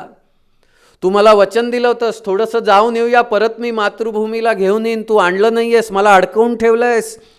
तत् स्वामित्वा सांप्रत जी मिरविते, भिवनिका आंग्ल भूमी ते. मन मातेला अबल म्हणून फसवीशी, मज विवासना ते देशी. तरी आंग्ल भूमी भयभीता रे, तिला त्या आंग्ल भूमीला मी आता भयभीत केलेलं आहे. अबलान माझी ही माता रे, ती माझी माता आहे. कथिल हे अगस्तीसा आता रे, ज्या अगस्तीने तुला पिऊन टाकलं होतं, माझी माता त्या अगस्तीला जाऊन सांगेल बरं का. निरंजन पाल लिहितात, सावरकर त्या क्षणाला घळाघळा रडायला लागले होते. घर मोडकळीला आलेलं, 2 भाऊ पकडले गेलेले. लक्षात घ्या, माणूस क्रांतिकारक म्हणून जन्माला येत नाही, तो क्रांतिकारी बनतो, परिस्थिती त्याला तसं बनवते. घरावर एका अर्थाने राष्ट्राच्या नावाने बेल तुळस वाहून हे लोक बाहेर पडले, तरी आतमध्ये मानवी भावना, प्रेम ही जिवंतच असतं ना. तीही तुमच्या माझ्यासारखीच हाडामासाची माणसं असतात. कुटुंबाची झालेली वाताहात, कार्य उद्ध्वस्त येण्याची आलेली वेळ, कारण लोकमान्य टिळक इकडे अटकेत आहेत किंवा किंबहुना त्यांचं 23 साली निधन झालेलं आहे. सगळ्या बाजूनी असा अंधकार असताना स्वाभाविकपणे ज्या आईची आठवण होते, ती आई माझ्याजवळ नाही आहे. आणि म्हणून निरंजन पाल लिहितात, त्यावेळेला ते घळाघळा रडत होते. स्वाभाविक ब्रिटिशांनी कर्झन वायलीच्या हत्येनंतर मोठ्या प्रमाणावर धरपकड सुरू केली. एक एक संदेश सावरकरांना फ्रान्समध्ये येत होते, ह्यांना पकडलंय, त्यांना पकडलंय. आणि जर ते नेतृत्व त्यांच्याकडे होतं, तर अशा वेळेला बिळात लपून राहणं हे काही बरोबर नाही. म्हणून त्यांनी ठामपणे निर्णय घेतला आणि ते इंग्लंडला परतले. व्हिक्टोरिया स्थानकावरच त्यांना पकडण्यात आलं आणि त्यांच्यावर खटला चालवण्यासाठी त्यांना भारतात पाठवण्यात आलं. इथे ती मार्सेलिस बंदरातली उडी आहे. ही उडी बघताना मृत्यू कर्तव्य विसरला, बुर्जावर झेपावलेला झाशीतील घोडा हसला. वासुदेव बळवंतांच्या कंठात हर्ष गदगदला, क्रांतीच्या केतू वरला, अस्मान कडाडून गेला. विश्वात विख्यात आहेत विख्यात बहादूर दोन, वीर दोन आहेत, जे गेले आई करता सागरास पालांडून. त्या हनुमानानंतर आहे या विनायकाचा मान. माता सीतेसाठी हनुमंत सागर लांघून गेलेले होते, तसा हा दुसरा, केवळ एकच आहे दुसरा, आणि तो म्हणजे विनायक, जो सुद्धा असंच मातेच्या मुक्तीसाठी भारतातून सागर लांघून तिकडे गेलेला होता.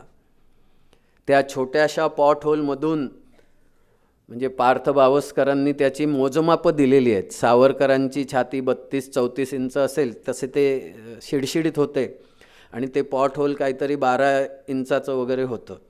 म्हणजे त्यातून बाहेर जाणं अशक्य. त्यातून हा माणूस उडी मारतो, जखमा आहेत, समुद्राच्या खाऱ्या पाण्यातनं पोहत जातो. ह्या सगळ्याचं प्लॅनिंग आहे, या सगळ्याचा अभ्यास आहे. धावत सुटतो. ब्रिटिश लाच देतात फ्रेंच पोलिसांना आणि पुन्हा त्यांना बोटीत घेऊन येतात. ही त्रिखंडात गाजलेली उडी, तिचे काय परिणाम झाले? आंतरराष्ट्रीय हेगच्या न्यायालयात ब्रिटनवर खटला उभा केला गेला. फ्रान्सच्या पंतप्रधानांना राजीनामा द्यायला लागला, कारण ब्रिटिशांचे पोलीस फ्रान्सच्या भूमीवर येऊन एखाद्या माणसाला अटक करतात. तुमची काय ताकद राहिली? सावरकरांची ही त्रिखंडात गाजलेली उडी आहे. त्यांना भारतात आणण्यात आलं. 2 जन्म काळे पाण्याच्या शिक्षा त्यांना देण्यात आलेल्या आहेत. तिथे त्यांचे ते उद्गार आहेत की 50 वर्ष तुमचं शासन तरी या भारतावर राहील का? आणि दुसरे उद्गार आहेत, ते न्यायाधीश म्हणतात पुढल्या जन्मीसुद्धा तुम्हाला ही शिक्षा आहे, 2 जन्म. मग सावरकर म्हणतात, चला, ज्या ख्रिश्चनांचा पुनर्जन्मावर विश्वास नाही, तुम्हीच आता म्हणतायत पुढल्या जन्मीसुद्धा मला शिक्षा मिळणार आहे, म्हणजे तुमचा पुनर्जन्मावर विश्वास बसला. अंदमानला निघे प्रयाण, बंद्यांनी भरले जलयान. कशी व्यक्तिमत्व आहे तो. सावरकरांनी अंदमानवर पाऊल ठेवलं आणि ते काय म्हणाले असतील, हा भारताचा सिंधुदुर्ग होऊ शकतो.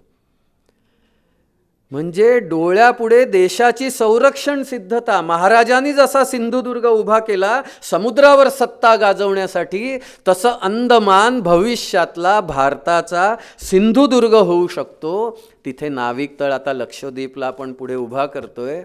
सावरकरांची दूरदृष्टी इथे आपल्याला दिसते. सावरकर चित्रपटामुळे, सुधीर फडक्यांच्या चित्रपटामुळे अंदमान, तिथली काळ कोठडी, त्यातले झालेल्या अपेष्टा, कोलू, हा सगळा विषय माहिती आहे आपल्याला, त्याबद्दल मी काही म्हणणार नाही. सावरकरांना स्वतःही आत्महत्येचा विचार मनात आलेला आहे, ते लिहितात माझी जन्मठेपमध्ये. पण लहानपणापासून पातंजल योगसूत्राचा अभ्यास केलेला असल्यामुळे ते या दौर्बल्यावर विजय मिळवतात. केवळ आपल्याला नाहीच तर तिथे आलेल्या अनेक कैद्यांना ते आत्महत्येपासून परावृत्त करतात. तिथे त्यांच्या लक्षात येतं अंदमानला सुद्धा धर्मांतरणं चालू आहेत, म्हणून तिथे त्या कैद्यांना एकत्र करतात, त्यांच्यामध्ये भाषा शुद्धी आणतात, त्यांना शिकवायला सुरुवात करतात.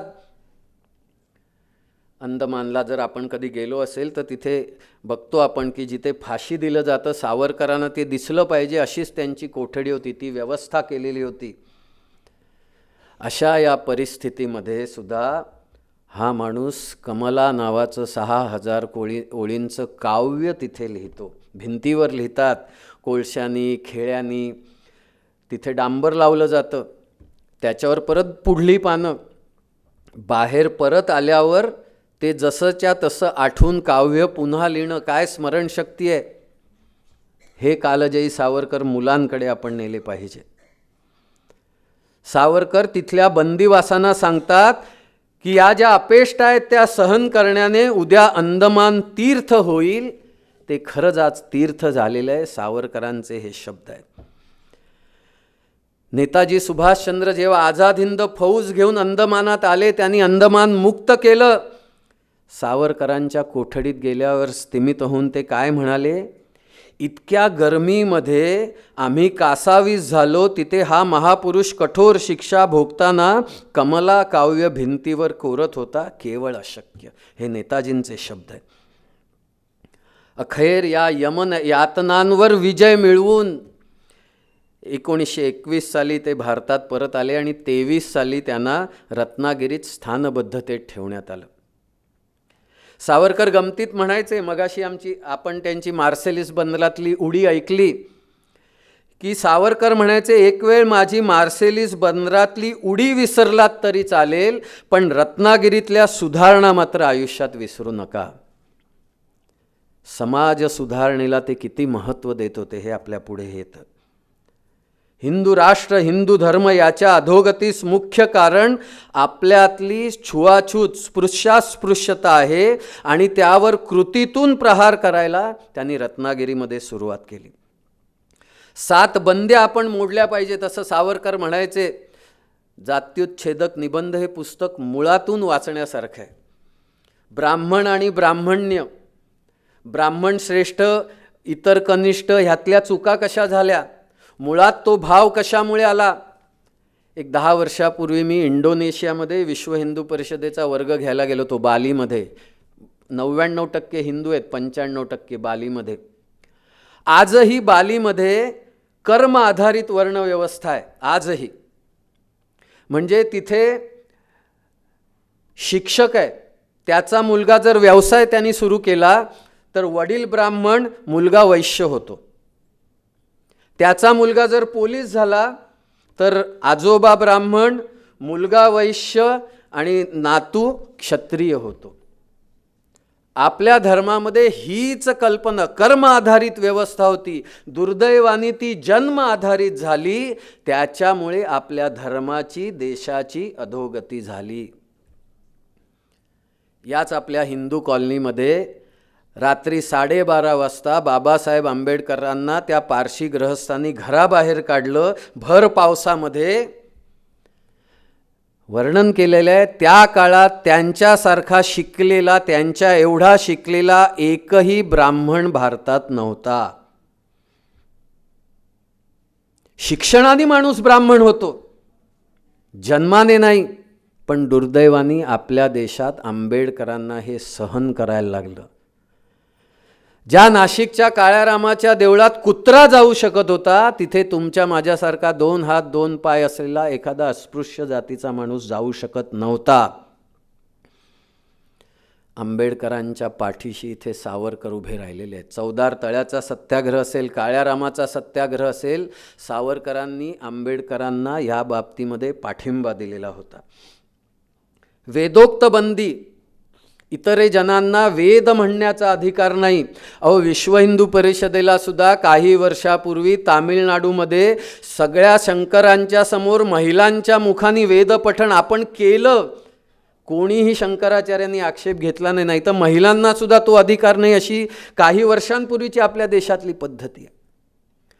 आज सुद्धा पूजनीय सरसंघचालकांना असं म्हणावं लागतं की एक गाव, एक पाणवठा, एक स्मशान, एक देऊळ अशी स्थिती आपल्या देशात यायला पाहिजे. हे 2023 साली बोलायला लागतंय. ही आपल्या देशाची आजची दुर्दशा आहे. सावरकरांनी रत्नागिरीमध्ये स्थानबद्धतेत असल्यामुळे त्यांच्यावर मर्यादा घातलेल्या होत्या आणि त्यामुळे सामाजिक सुधारणांचं जे पर्व त्यांनी एका अर्थाने सुरू केलं. विविध लेख त्यांनी लिहिले आणि हे लेख वाचले ना आपण आज पचवू शकणार नाहीत असे लेख आहेत. यज्ञाची कुळकथा, खरा सनातन धर्म कोणता, पोथीनिष्ठ धर्म की प्रयोगनिष्ठ विज्ञान, गोपूजन नव्हे गोपालन, 2 शब्द 2 संस्कृती, आजच्या सामाजिक क्रांतीचे सूत्र, मनुस्मृतीतील महिला, धर्म भोळेपणाची नांगी ठेचू शकेल असे एकच बळ, विज्ञान बळ. सावरकरांमधला विज्ञाननिष्ठ महापुरुष रत्नागिरीमध्ये प्रकट व्हायला लागला.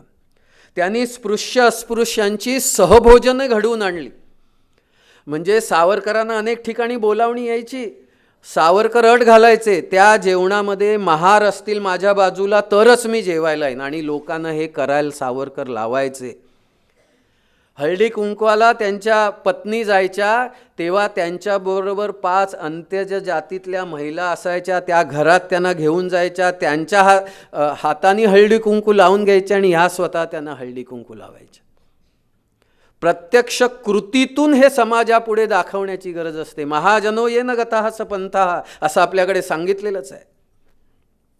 आणि म्हणून सावरकर म्हणतात की माझी मार्सेलिस बंदरातली उडी विसरून जा, पण रत्नागिरीत केलेलं काम मात्र विसरू नका. झुणका भाकरीतून हिंदू राष्ट्र ही सावरकरांनी तिथे दिलेली घोषणा आहे.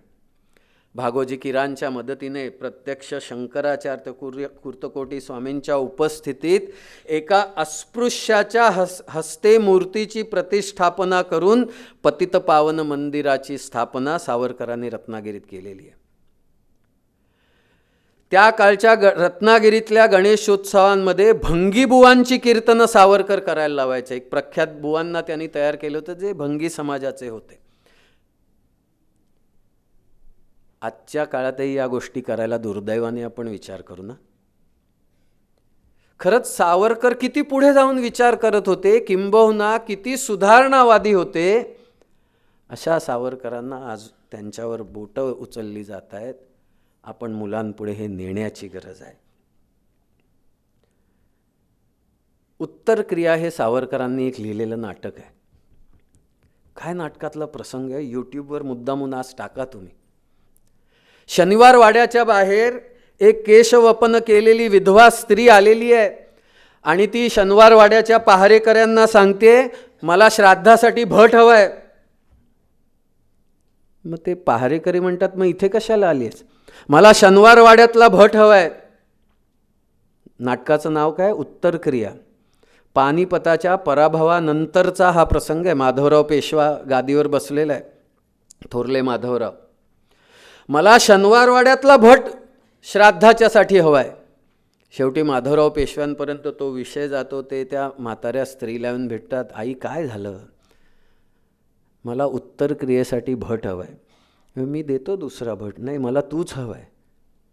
म्हणजे काय? हे जे वैधव्य आहे ते पानिपतात आलेलं आहे. मला त्या उत्तर दिशेला क्रिया करण्याची गरज आहे. तुझ्यामध्ये धमक नसेल तर मला दळबार दे, मी जाऊन उत्तरेतली क्रिया करण्याचं ठरवलेलं आहे. हे सावरकर आहेत. आणि आपण बघतो त्याच्यानंतर राघवदादा दाटकेपार भगवा ध्वज फडकवून येतात. संपूर्ण भारतावर मराठा साम्राज्य येतं. उत्तर क्रियेतून सावरकर हे आपल्याला दर्शवतात. भव्यताच डोळ्यासमोर असली पाहिजे. संन्यस्त खड्ग नाटकामध्ये म्हणजे पुलंचं ते भाषण गाजलेलं आहे, आपण ऐकू शकता. शतजन्म शोधिताना शत आरती व्यर्थ झाल्या, शतसूर्य मालिकांच्या दीपावली निमाल्या. प्रेम कसं असलं पाहिजे? पुलं म्हणतात तुमचं आमचं प्रेम म्हणजे काय हो? एक गुलाबाचं फूल, एक हे, किंवा एक विश्वामधलं मी तुला तो चंद्र आणून देईन वगैरे वगैरे. सावरकर काय वर्णन करतायत? बुद्धाच्या कालखंडानंतर सगळ्यांनी अहिंसा घेतलेली आहे, त्यामुळे युद्धच कोणी करत नाही, सेनापतीला काही कामच नाही. आणि अचानक शेजारचा राजा जेव्हा आक्रमण करतो तेव्हा सेनापती बुद्धाला सांगतो की मी आता शस्त्र हातात घेणार आहे. कल्पना आहे सावरकरांनी केलेली. आणि त्याचा मुलगासुद्धा जेव्हा लढायला जातो, त्याची प्रेयसी त्याला भेटायला आलेली येते, तेव्हाच हे शब्द आहेत की हा मला कसा मिळालेला आहे माझा प्रियकर, शतजन्म शोधताना, शत आरती व्यर्थ झाल्या, शत सूर्य मालिकांच्या दीपावली, छोटी या शत सूर्य मालिका ज्या विश्वातल्या आहेत त्या एक करून जी ज्योत बनवली ती सुद्धा विझून गेल्यानंतर हा मला मिळालेला आहे. क्षणतो क्षणात गेला, त्याला बोलावणं येतं, तो गेला आणि तो मृत्युमुखी पडतो. शेवटी ही सुद्धा रणांगणावर उतरते आणि ती सुद्धा बलिदान पत्करते. हे सावरकरांचं नाटक आहे, संन्यस्त खड्ग. पुलं म्हणतात क्षणतो क्षणात गेला ह्या ओळीवर सावरकरांना विश्वातला सगळ्यात मोठा कवितेतला पुरस्कार दिला पाहिजे. मराठी भाषा आणि सावरकर, आपल्याला दर्जा मिळाला आहे क्लासिकल लँग्वेजचा, अभिजात भाषेचा.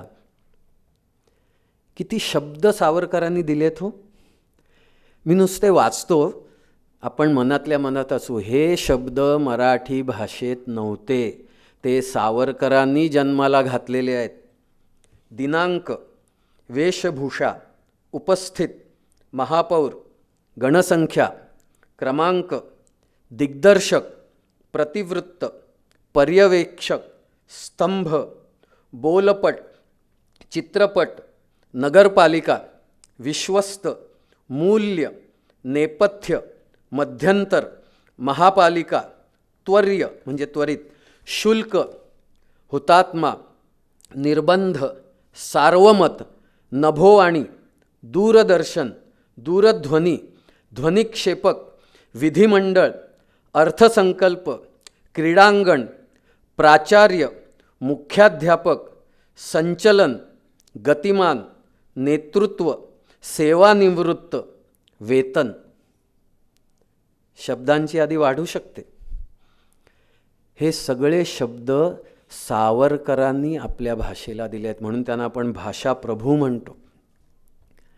अखेर 1937 साली रत्नागिरीच्या बंदिवासातून त्यांची बिनशर्त मुक्तता झाली. सावरकर मोकळे झाले, अनेक कार्यक्रम झाले. त्यावेळेला काँग्रेस ही पुढचा राजकीय पक्ष असणारे लक्षात आलं आणि तिचं अल्पसंख्याकांचं तुष्टीकरणाचं धोरण लक्षात घेता सावरकरांनी हिंदू महासभेचं अध्यक्षपद स्वीकारलं. याच्यानंतर एकंदर सगळ्या मर्यादा त्यांच्या लक्षात आलेल्या होत्या स्वतःवरच्या, आणि त्यामुळे प्रामुख्याने विषय प्रसाराचं काम त्यांनी हातामध्ये घेतलं. संपूर्ण भारत त्यांनी आपल्या वक्तृत्वाने ढवळून काढला. याच सुमारास सुभाषचंद्रांची त्यांची भेट झाली आणि सुभाषचंद्रांनी त्यानंतर लगेच भारताबाहेर जाऊन, म्हणजे सावरकरांमुळे ती झाली असं नाही, पण त्याच्यानंतर लगेचच सुभाषचंद्र भारताबाहेर गेले आणि त्यांनी आझाद हिंद सेनेची स्थापना केली. 42 साली महात्मा गांधींनी भारत जोडो आंदोलनाची सुरुवात केली. This Quit India movement will turn into split India असं सावरकरांनी त्यावेळेला सांगितलं. या भारत जोडोमुळे भारत तुटणार आहे. दुर्दैवाने 47 साली ते प्रत्यक्षात घडलं. 47 साली खंडित स्वरूपात भारतमाता स्वतंत्र झाली. 15 ऑगस्ट आनंदाचा दिवस आहे. तुमच्या घराचे मी त्या दिवशी 2 तुकडे केले. जिथे तुम्ही राहत होतात त्याचा एक तुकडा मी बळकावला. तो आनंदाचा दिवस आहे. मुक्त आजला गंगा यमुना गोदावरी अन सरस्वती आणि नर्मदा कावेरी परी, सिंधू कुठे ही मुक्त भारती. 15 ऑगस्टला तरी सुद्धा का होईना एका हातात भारताचा तिरंगा आणि दुसऱ्या हातात कच्छ कृपाणलीचा हिंदू राष्ट्राचा झेंडा दादरमधल्या आपल्या निवस्थानी सावरकरांनी लावला आणि देशाचा स्वातंत्र्य दिवस साजरा केला. यानंतर सीमा निर्धारित करून घ्या असं त्यांनी नेहरूंना सांगितलं होतं. दुर्दैवाने त्याच्याकडे दुर्लक्ष झालं आणि आज चीनकडे मोठा आपला प्रदेश चीननी हडप केला. याच्यानंतरच्या पाकिस्तानच्या युद्धात आपण पाकिस्तानला हरवलं. सावरकरांनी आवाहन केलं होतं, रावळपिंडी गाठल्याशिवाय मागे फिरू नका. दुर्दैवाने 90,000 पाकिस्तानी सैनिक आपल्या ताब्यात असताना सुद्धा तह करून आपण आहे त्या ठिकाणीच युद्धविराम घेतला आणि मागे आलो. चीनच्या युद्धात शास्त्रीजींच्या सारख्या नेतृत्वालाही ताश्कंदला ते जाऊ नका असं सावरकरांनी सांगितलं होतं. तरीसुद्धा लालबहादूर शास्त्री गेले. तिथे त्यांचा मृत्यू कसा झाला हे शंकास्पद मृत्यू हे आपणा सगळ्यांना माहिती आहे. ह्यानंतर सुद्धा वयाच्या 83व्या वर्षी जेव्हा त्यांच्या लक्षात आलं, झाले जीवन कार्य पुरे जर होऊ मी का भार धरेवर, आणि म्हणून त्यांनी प्रायोपवेशनाचा मार्ग स्वीकारला. अन्न औषधं याचा त्याग केला आणि स्वतःच्या शरीराला त्यांनी भूमीमध्ये एका अर्थाने विलीन करून घेतलं. आपल्या बंधूंबरोबर एकदा गप्पांमध्ये सावरकर म्हणाले होते की 3 पिढ्यांचं काम आपण एका पिढीत केलं रे, खरंच थकायला होणारच आपल्याला. गमतीमध्ये 2 भाऊ काय बोलतायत विचार करा. कालजयी सावरकर. 5 मिनिटात संपवतो, मला वेळ वाढलाय कल्पना आहे. गोल सेटिंग, आजच्या काही टर्मिनॉलॉजीमध्ये सावरकर कसे बसतात आपण बघूया. आपण शिक्षक आहोत. आयुष्याचं गोल असलं पाहिजे, लक्ष असलं पाहिजे. 14व्या वर्षी एखादा माणूस लक्ष ठरवतो, एखादा लहान मुलगा, आणि वयाच्या 83व्या वर्षापर्यंत झपाटल्यागत रस्त्यात आलेल्या, मार्गात आलेल्या सगळ्या संकटांना परतावून लावत ते लक्ष प्राप्ती करतो. हे कालजयी सावरकर आहेत. यश मिळवायचं असेल तर वनवास पत्करायला लागतो. वनवास रामांना आहे, वनवास टिळकांना आहे, वनवास पांडवांना आहे, वनवास सावरकरांना आहे. ही व्यक्तिमत्व वनवास स्वीकारतात म्हणून तुम्ही आम्ही सुखाने जिवंत राहतोय, हे ह्याची जाणीव कुठेतरी आपल्याला असली पाहिजे. ब्लॅक ब्रिटिश काय हो? ब्लॅक ब्रिटिश ब्रिटिशांनी रूढ केलेला शब्द आहे. या देशावर जर आपल्याला राज्य करायचं असेल तर इथे आपल्याला ब्लॅक ब्रिटिश तयार केले पाहिजेत, जे वर्णाने काळे असतील पण आतून ते पूर्णपणे आंग्र जाळलेले असतील. त्या पद्धतीचं शिक्षण ब्रिटिशांनी सुरू केलं. आपल्या सगळ्या देवदेवतांबद्दल, आपल्या सगळ्या धर्मग्रंथांबद्दल, आपल्या सगळ्या विज्ञानाबद्दल आपल्याच मनामध्ये शंका उत्पन्न केल्या गेल्या. ह्या ब्लॅक ब्रिटिशनेसला आपल्यामधून काढण्यासाठी सावरकरांनी नियमित प्रयत्न केले. आपल्या भाषेवर प्रेम असलं पाहिजे. मी भोसलातल्या मराठी शिक्षकांना एकदा विचारलं होतं, का मराठी भाषेचा अभिमान असला पाहिजे? ती मातृभाषा आहे म्हणून. मग गुजराती माणसाला गुजराती भाषेचा अभिमान आहे, मग त्यात मराठीचं मोठेपण काय? अनेक उत्तर आली, हे ते हे. शेवटी सगळ्यांनी एकमताने सांगितलं, नाही, त्या भाषेत जी साहित्य निर्मिती होते, त्या भाषेत जे प्रत्यक्ष शब्द, त्याच्या आधारावर काम उभं राहतं, त्याच्यावर त्या भाषेचं ऐश्वर्य ठरतं. म्हणून त्या भाषेला अभिजातता दिली जाते. अशा मराठी भाषेला असंख्य शब्द सावरकर देते झाले. जवळजवळ 6,000 पानांचं साहित्य स्वातंत्र्यवीरांनी लिहिलं. अशा भाषाप्रभू हे कालजयी सावरकर आहेत. आपल्या देशाबद्दल जाज्वल्य प्रेम असलं पाहिजे. सावरकरांच्या बाबतीत हे सांगायची गरज नाही. सॅक्रिफाईस काय? कुलस्यार्थे त्यजेत एकम ग्रामस्यार्थे कुलम त्यजेत ग्रामम जनपदस्यार्थे आत्मानम पृथ्वीम त्यजेत. सुभाषितकार लिहून जातात. एका कुळासाठी, एका कुटुंबासाठी एकाचा त्याग बरोबर आहे. एका गावासाठी एका कुटुंबाचा त्याग बरोबर आहे. देशासाठी एका गावाचा त्याग बरोबर आहे. पण जर आत्मज्ञान मिळवायचं असेल, मनुष्य जन्माला येऊन काय मिळवायचं आहे, बुवा काय सांगतात, तो कोण आहे तो शोधायचा आहे. कारण माणसालाच फक्त बुद्धीची देणगी आहे, इतर प्राण्याला नाही. हा जगन्यंता कोण आहे, तो जर तुम्हाला मिळणार असेल तर हा जीव तुम्ही दिलात तरी चालेल. देशाच्या त्या काळच्या दृष्टीने स्वातंत्र्य हे सर्वस्व होतं. त्याच्यासाठी आपलं सर्वस्व अख्ख्याच्या त्या पूर्ण कुटुंबांनी देशासाठी दिलं. हे सावरकरांचं कालजयित्व आहे. कमिटमेंट. मी मगाशी सांगितलं पावनखिंडीचा प्रसंग. ठरवायचं 14व्या वर्षी त्याच्यासाठी जे करता येईल ते केलं पाहिजे. ही निष्ठा, ही त्या ध्येयावर असलेली अढळ निष्ठा मनुष्याला त्याच्या जीवनात नेहमी यशस्वी करते. एक्सलन्स.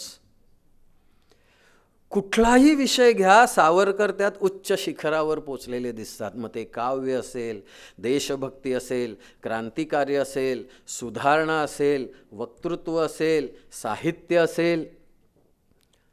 त्या उच्चत्वाचा ध्यास मी माझ्या विद्यार्थ्यांमध्ये आणतो का? कसं तरी पास व्हायचं. प्राचार्य शिवाजीराव भोसल्यांच्या भाषणात एक छान विषय होता. म्हणजे आपलं दुर्दैव आहे ते महाराष्ट्राचं. MAच्या मराठीच्या पेपरला त्यांनी विचारलं काय ज्ञानेश्वरीवर काय प्रश्न आला होता. ती मुलगी म्हणते ज्ञानेश्वरी ऑप्शनला टाकली होती. मराठी MAमध्ये ज्ञानेश्वरी ऑप्शनला टाकल्यावर मराठीची काय दुर्दशा होणार ती आपल्या सगळ्यांपुढे आहे. भाषाप्रभू सावरकरांचं हे कालजयित्व आपल्यासमोर आहे. 6 सोनेरी पानं हे त्यांचं पुस्तक म्हणजे देशाचा जिवंत पराक्रमाचा इतिहास आहे. एका फार मोठ्या नेत्यांनी असं विधान केलं की हिंदूंचा इतिहास हा पराभवाचा इतिहास आहे. हिंदू कायम मार खात आलेला आहे.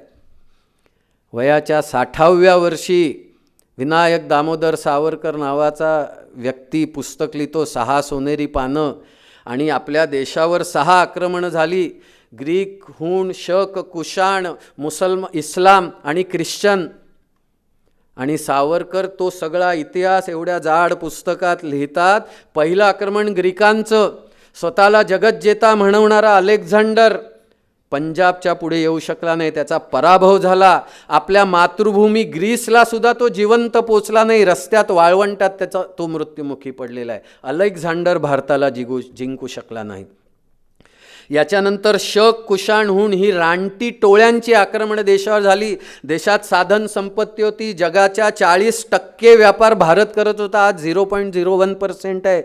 जगात सगळ्यात जास्त GDP भारताचा होता. त्या काळामध्ये लुटायला आक्रमणं झाली.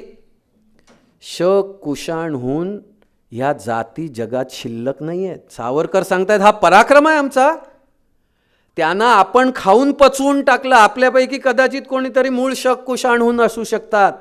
जगात या जाती शिल्लक नाही ठेवल्या आपण. हा आपला पराक्रम आहे. 5वं आक्रमण आलं, इस्लामची तलवार.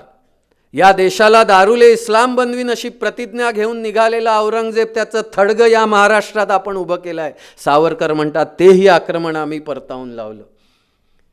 ह्या सगळ्याचा अभ्यास करून आलेले ब्रिटिश त्यांनासुद्धा 15 ऑगस्टच्या दिवशी आपण आपल्या देशातून बाहेर हाकललं.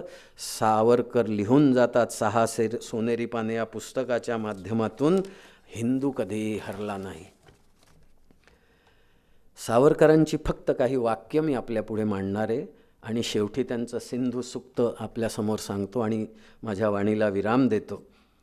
सिंधू नदीपासून सिंधू सागरापर्यंत पसरलेली ही विशाल भरतभूमी, ज्याची पितृभू पुण्यभू तो हिंदू. आसेतु सिंधूपर्यंता तस्या भारतभूमिका पितृभू पुण्यभूश्चैव सवय हिंदुरिती स्मृताः. मग त्याचा जन्म हिंदू आईवडिलांच्या पोटी झाल्याची गरज नाही आहे. तो रामाला स्वतःचा मानतो का? तो कृष्णाला स्वतःचा मानतो, या भूमीला स्वतःची मानतो. तो हिंदू. एवढे मोकळे सावरकर आहेत. मला मुसलमानांची भीती वाटत नाही, मला इंग्रजांची, ख्रिश्चनांची भीती वाटत नाही, मला हिंदूंची भीती वाटते. हिंदूंनीच आत हिंदुत्वाशी का वैर सुरू केलाय? हे सावरकरांचं कालजयित्व आहे. सर्व धर्म सर्व मार्ग जर एकाच ईश्वराकडे जातात ही भाबडी समजूत आहे. भारताबाहेरून या देशात आलेले सर्व धर्म राष्ट्रद्रोहाकडेच जातात आणि देशाचे तुकडे पाडतात. एवढे स्पष्ट सावरकर आहेत. विज्ञान हाच आपल्या राष्ट्राचा वेद असला पाहिजे. हिंदूंनी आपली पळीपंचपात्रे वितळवून त्याच्या तलवारी केल्या पाहिजेत. युद्धात उदात्त तत्व नव्हे, तलवार टिकते आणि तलवारच जिंकते, हे हिंदूंनी लक्षात ठेवलं पाहिजे. शिवरायांचा जय जयकार करता, गुरु गोविंद सिंहांची भक्ती करता, महाराणा प्रतापाची स्तुती करता, केवळ या तुणतुण्याने गाण्याने राष्ट्र उभं राहणार नाही. शिवराय, गुरु गोविंद, राणा प्रताप कृतीत उतरवा. तरुणांनो, सैनिक व्हा. लक्ष एकच, राजकारणाचं हिंदूकरण आणि हिंदूंचे सैनिकीकरण. लेखण्या मोडा आणि बंदुका हातात घ्या, हे साहित्य संमेलनाच्या अध्यक्षीय भाषणामधलं सावरकरांचे उद्गार आहेत. 4 काड्या जमवून, मगाशी मी उल्लेख केला, 4 काड्या जमवून घरटी बांधणं, चूल मूल राखणं, यालाच जर संसार म्हणत असतील तर असा संसार कावळे चिमण्याही करतात. आपली चूल बोळकी सोडून असा संसार करू ज्यामुळे देशाच्या घराघरातून सोन्याचा धूर निघेल. जातीभेद मोडून, चातुर्वर्ण्य लाथाडून साऱ्या हिंदू राष्ट्रीयांनी एक व्हावं. वैदिकांची, जैनांची, बौद्धांची आणि शिखांची पितृभूमी आणि पुण्यभूमी एकच, हिंदू माता. आपली आई वेदनांनी तळमळत असताना भावंडांनी आपसात भांडत बसणे घोर पाप आहे. तो भैया, तू तामिळ, मी गुजराती, जैन, मराठी, हे वाद आज मुंबईतले आहेत. कालजयी सावरकर काय सांगतात हे आपण लक्षात ठेवलं पाहिजे. आपल्या देशावर शत्रू चाल करून आला तर त्याचा सशस्त्र प्रतिकार करणे म्हणजे पाप नाही. स्वतः जगणे आणि राष्ट्र जगवणे हे आपले कर्तव्य आहे. त्याकरता हिंसा करावी लागली तरी ती पुण्यकारक आहे. धर्मे हिंसा तथैवच. दुबळ्यांच्या शांती अहिंसेने घात होतो. सत्यमेव जयते आपलं वाक्य आहे, ब्रीदवाक्य आहे. पण दुबळ्यांच्या सत्याला कोणी जगामध्ये किंमत देत नाही. भारताला कोणी किंमत देत नव्हतं. सामर्थ्य भारतात आल्यावर जगामध्ये आपल्याला किंमत मिळालेली आहे. दुबळ्यांच्या शांती अहिंसेने घात होतो. देश टिकवायचा तर शक्ती हवी, शस्त्रे हवीत. दुबळ्या राष्ट्रांनी मानवतेच्या गप्पा मारू नये, या वांझोट्या गप्पा आहेत. भाबडेपणा हा सद्गुण नसून विकृती आहे. सद्गुण विकृती हा सावरकरांचा शब्द आहे. हिंदू समाजात काय आहे? सद्गुणांची विकृती आलेली आहे. अहिंसा अहिंसा अहिंसा, ऊ मारली म्हणून राजस्थानात एका माणसाला शिक्षा केली गेली होती. अहिंसेचा किती परमोच्चता असली पाहिजे. सावरकर याला सद्गुण विकृती म्हणतात. हा शब्द त्यांनी दिलेला आहे आपल्याला. भाबडेपणा हा सद्गुण नसून विकृती आहे. कपटी शत्रूला फसवून, भुलवून, वेळ प्रसंगी खोटी माफी मागून कसाही ठेचला पाहिजे. अफजल खानाचे हृदय परिवर्तन करता येत नाही, त्याचा कोथळाच बाहेर काढायला लागतो.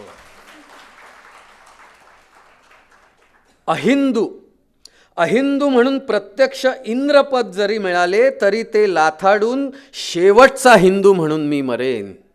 काय सावरकर म्हणून जात आहेत. सिंधू सुक्त. गंगे च यमुने चैव गोदावरी सरस्वती नर्मदा सिंधू कावेरी जलेस्मिन सन्निधिं कुरु. या मंत्रातील ती गंगा, यमुना, सरस्वती, गोदा, नर्मदा, कावेरी आज विमुक्त होऊन वाहत आहेत. पण सिंधू का दिसत नाही? हाय हाय, सिंधू आमास अजून अंतरलेलीच आहे. काय म्हणता? सिंधूस विसरू? छे छे, ते कदापि शक्य नाही. हे सारे जग जरी आमचा द्वेष करू लागले आणि साऱ्या जगाचा जरी आम्हाला द्वेष करायला लागला तरी सिंधूचा संबंध आम्ही सोडणार नाही, तोडणार नाही. सिंधूस आम्ही विसरू? सिंधू वाचून हिंदू, अर्था वाचून शब्द, प्राणा वाचून कुडी. अशक्य अशक्य. जोवर एक तरी हिंदू जिवंत आहे तोवर तो सिंधूस विसरणे शक्य नाही. अहो, जिच्या काठावर आमच्या प्राचीनतम ऋषीमुनींनी पहिली सामगायने गायली, वेद ऋचा रचल्या, त्या तुला अंबितमे, नदीतमे, देवतमे सिंधू माते आम्ही कधीही विसरणार नाही. आमच्या महाराष्ट्रात तर फार पूर्वीपासून तुझी अवीट ओढ लागलेली आहे. पूर्वी तू आम्हा जेव्हा अशीच अंतरलीस तेव्हा तुला पारतंत्र्यातून मुक्त करण्यासाठी महाराष्ट्राचे चतुरंग सैन्य उत्तर दिशेला गेले. कारण दक्षिण दिग्विजय साधला छत्रपती शिवरायांनी, तरी उत्तर दिग्विजय तसाच राहिला. असे हळहळत आमचा छत्रपती शिवाजी राजा मरण पावला. त्याची ती अपुरी इच्छा पूर्ण करण्यासाठी बाजीरावाने नर्मदा ओलांडून चंबळ गाठली, पण चंबळचे पाणी पिऊन आमच्या तुरुंगांची तहान भागेना, म्हणून त्या मोगल बादशहाची दाढीच जाळतो अशी गर्जना करत बाजीराव दिल्लीवर चालून गेला. पण गंगा यमुनेचे जलप्राशन करूनही आमची विजयतृष्णा भागेना. म्हणून सैन्यानी शतद्रू म्हणजे सतलज आणि चितारणा म्हणजे चेनाब ओलांडून जेव्हा अटकेपार भगवा झरीपटका उभारला, तेव्हा तुझे तीर गाठून तुझे सलील त्यांनी आखंठ प्राशन केले, तेव्हाच त्यांची ती विजयतृष्णा भागली. शेवटचं वाक्य महत्त्वाचं आहे. तेव्हा हे स्त्रोतस्विनी सिंधू माते, हा आमचा महाराष्ट्र तुला पुन्हा विमुक्त केल्या वाचून राहणार नाही. माझ्या मते कालजयी सावरकरांचं हे जे राहिलेलं स्वप्न आहे ते साकारण्याची जबाबदारी शिक्षक या नात्याने आपल्या प्रकृतीवर आहे. भारतमाता तुटलेली आहे, ती अखंड नाही आहे. हिंदू खंडित मूर्तीची पूजा नाही करत. जोपर्यंत भारतमाता अखंड होत नाही तोपर्यंत स्वस्थ बसून चालणार नाही. सावरकरांनी सिंधू मातेला महाराष्ट्राच्या तर्फे दिलेलं वचन हे तुम्हा आम्हाला पूर्ण करायचं आहे आणि त्यांचं कालजयित्व एका अर्थाने तरच सिद्ध होईल. एवढंच बोलून विराम घेतो. जय श्रीराम. धन्यवाद सर. आदर्श विचारवंत, राष्ट्रभक्त, कविश्रेष्ठ आणि स्वातंत्र्य संग्रामातील महानायक स्वातंत्र्य सेनानी विनायक दामोदर सावरकरांबद्दल अमूल्य माहिती आम्हाला आपल्यामुळे प्राप्त झाली. मी सगळ्या शिक्षकांच्या वतीने सांगते की कालजयी सावरकरांची महती आम्ही विद्यार्थ्यांपर्यंत निश्चित पोहोचवू. यानंतर सभागृहातील प्रेक्षकांना विशेष सूचना. आजच्या कार्यक्रमाची सांगता पसायदानाने होईल. त्यानंतरच सर्वांनी सभागृहाबाहेर पडावे. तत्पूर्वी एक नम्र विनंती की कार्यक्रम संपल्यावर आजचे प्रमुख पाहुणे, संस्थेचे पदाधिकारी, वैद्य कुटुंबीय, नियामक मंडळाचे सदस्य व आमंत्रित IASचे सभासद, उपस्थित शाळांचे मुख्याध्यापक व प्रभारी मुख्याध्यापक या सर्वांची भोजनाची व्यवस्था ॲनेक्स 3 केलेली आहे. सभागृहातील इतर सर्व सुपरवायझर, उपस्थित शाळांचे शिक्षक यांच्या अल्पोपहाराची व्यवस्था ॲनेक्स 1 केली आहे. ही विनंती. ऋणनिर्देशनासाठी मी IAS दिगंबर पाटकर विद्यालयाच्या शिक्षिका श्रीमती प्रेरणा कांबळे यांना विनंती करत आहे.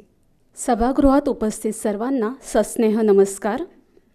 आपल्या माणसांचे आभार आपणच नसतात मानायचे, जिव्हाळ्याचे भाव त्यांचे फक्त असतात जाणायचे. अशाच या सोहळ्यामधून जपायची असतात नाती, हृदयातच असतात साठवायचे आठवणींचे मोती, हृदयात असतात साठवायचे आठवणींचे मोती. आजच्या कार्यक्रमाचे प्रमुख पाहुणे सन्माननीय श्रीयुत माधव बर्वे सर आपल्या व्यस्त दिनचर्येतून वेळात वेळ काढून येथे उपस्थित राहिलात त्याबद्दल आपले मनपूर्वक आभार. यशस्वी कर्तृत्ववान व्यक्तीच्या सानिध्याने, विचाराने जीवनप्रवास सुखकर आणि यशस्वी होण्यास मदत होते. सर, आपल्या अमृतमय विचारांचे विचारपुष्प आम्हास ऐकण्याची संधी मिळाली. ते विचार आमच्या जीवनात नक्कीच मार्गदर्शक ठरतील. आपण केलेल्या अप्रतिम विवेचनानंतर फारच कृतकृत्य वाटले. आपले ऋण व्यक्त करताना देशप्रेमाने ऊर भरून येते. संस्थेच्या नियामक मंडळाचे सभासद, IASचे सर्व सभासद, सर्व निमंत्रित, देणगीदार यांचेही ऋण मी व्यक्त करते. सर्व शाळांचे मुख्याध्यापक, उपमुख्याध्यापक, पर्यवेक्षक, शिक्षक यांचेही आभार. स्टेजची व्यवस्था पाहणारे आशीर्वाद डेकोरेटर्स, लाईट्स आणि ध्वनीची व्यवस्था पाहणारे श्री विशाल, श्री संदीप आणि त्यांचे सहकारी यांनाही मी मनपूर्वक धन्यवाद देते. आजच्या कार्यक्रमाचे YouTube लाईव्ह सादरीकरण करणारे अक्षय क्रिएशन यांचेही आभार.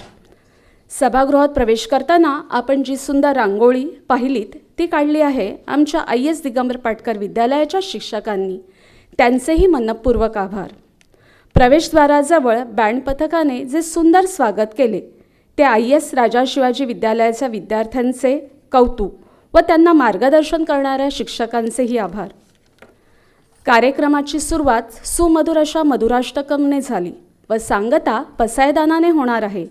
ते सादर करणाऱ्या आमच्या VN सुळे गुरुजी विद्यालयाच्या मुख्याध्यापिका श्रीमती कलगुटकर मॅडम व त्यांना संवादिनीवर साथ करणारे ओरायन शाळेचे संगीत शिक्षक श्री मयुरेश सर यांचे विशेष आभार व तबल्यावर साथ देणारा IS VN सुळे गुरुजी विद्यालयाचा विद्यार्थी कुमार धैर्य सागावकर याचेही कौतुक.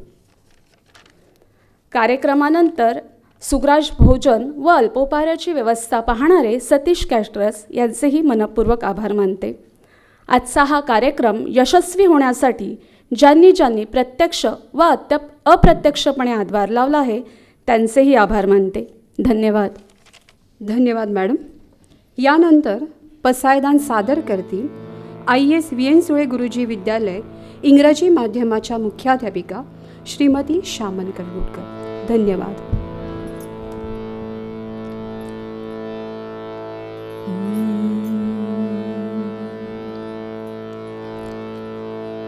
आता विश्वात्मके देवे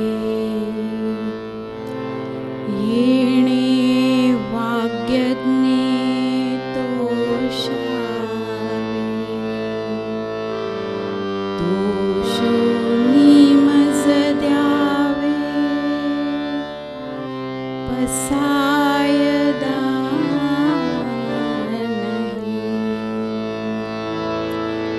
जे खळांची व्यंकटी सांडो तया सत्कर्मी रती वाढो भूता परस्परे पडो मैत्र जीवांचे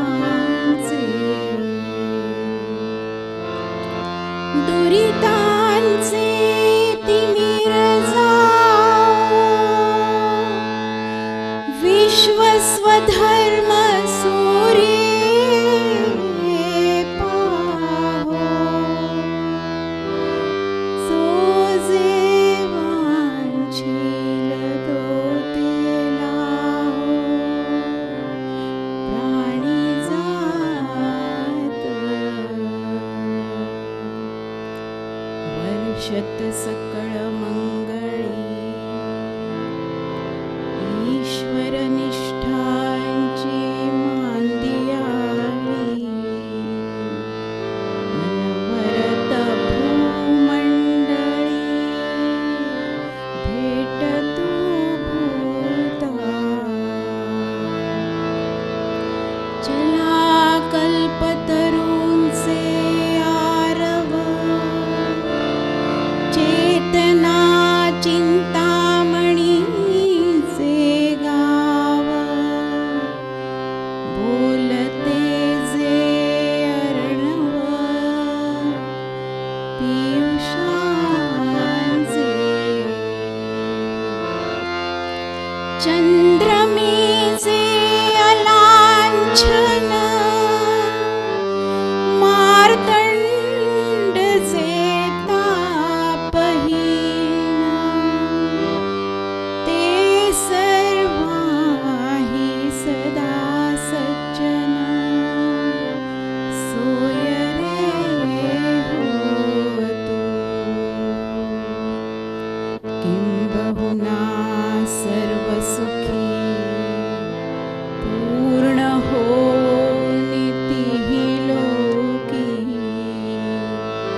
भजिजो आदि पुरुखी अखंडित आणि ग्रंथोपजीवी विशेषी लोकी दृष्टा दृष्ट विजय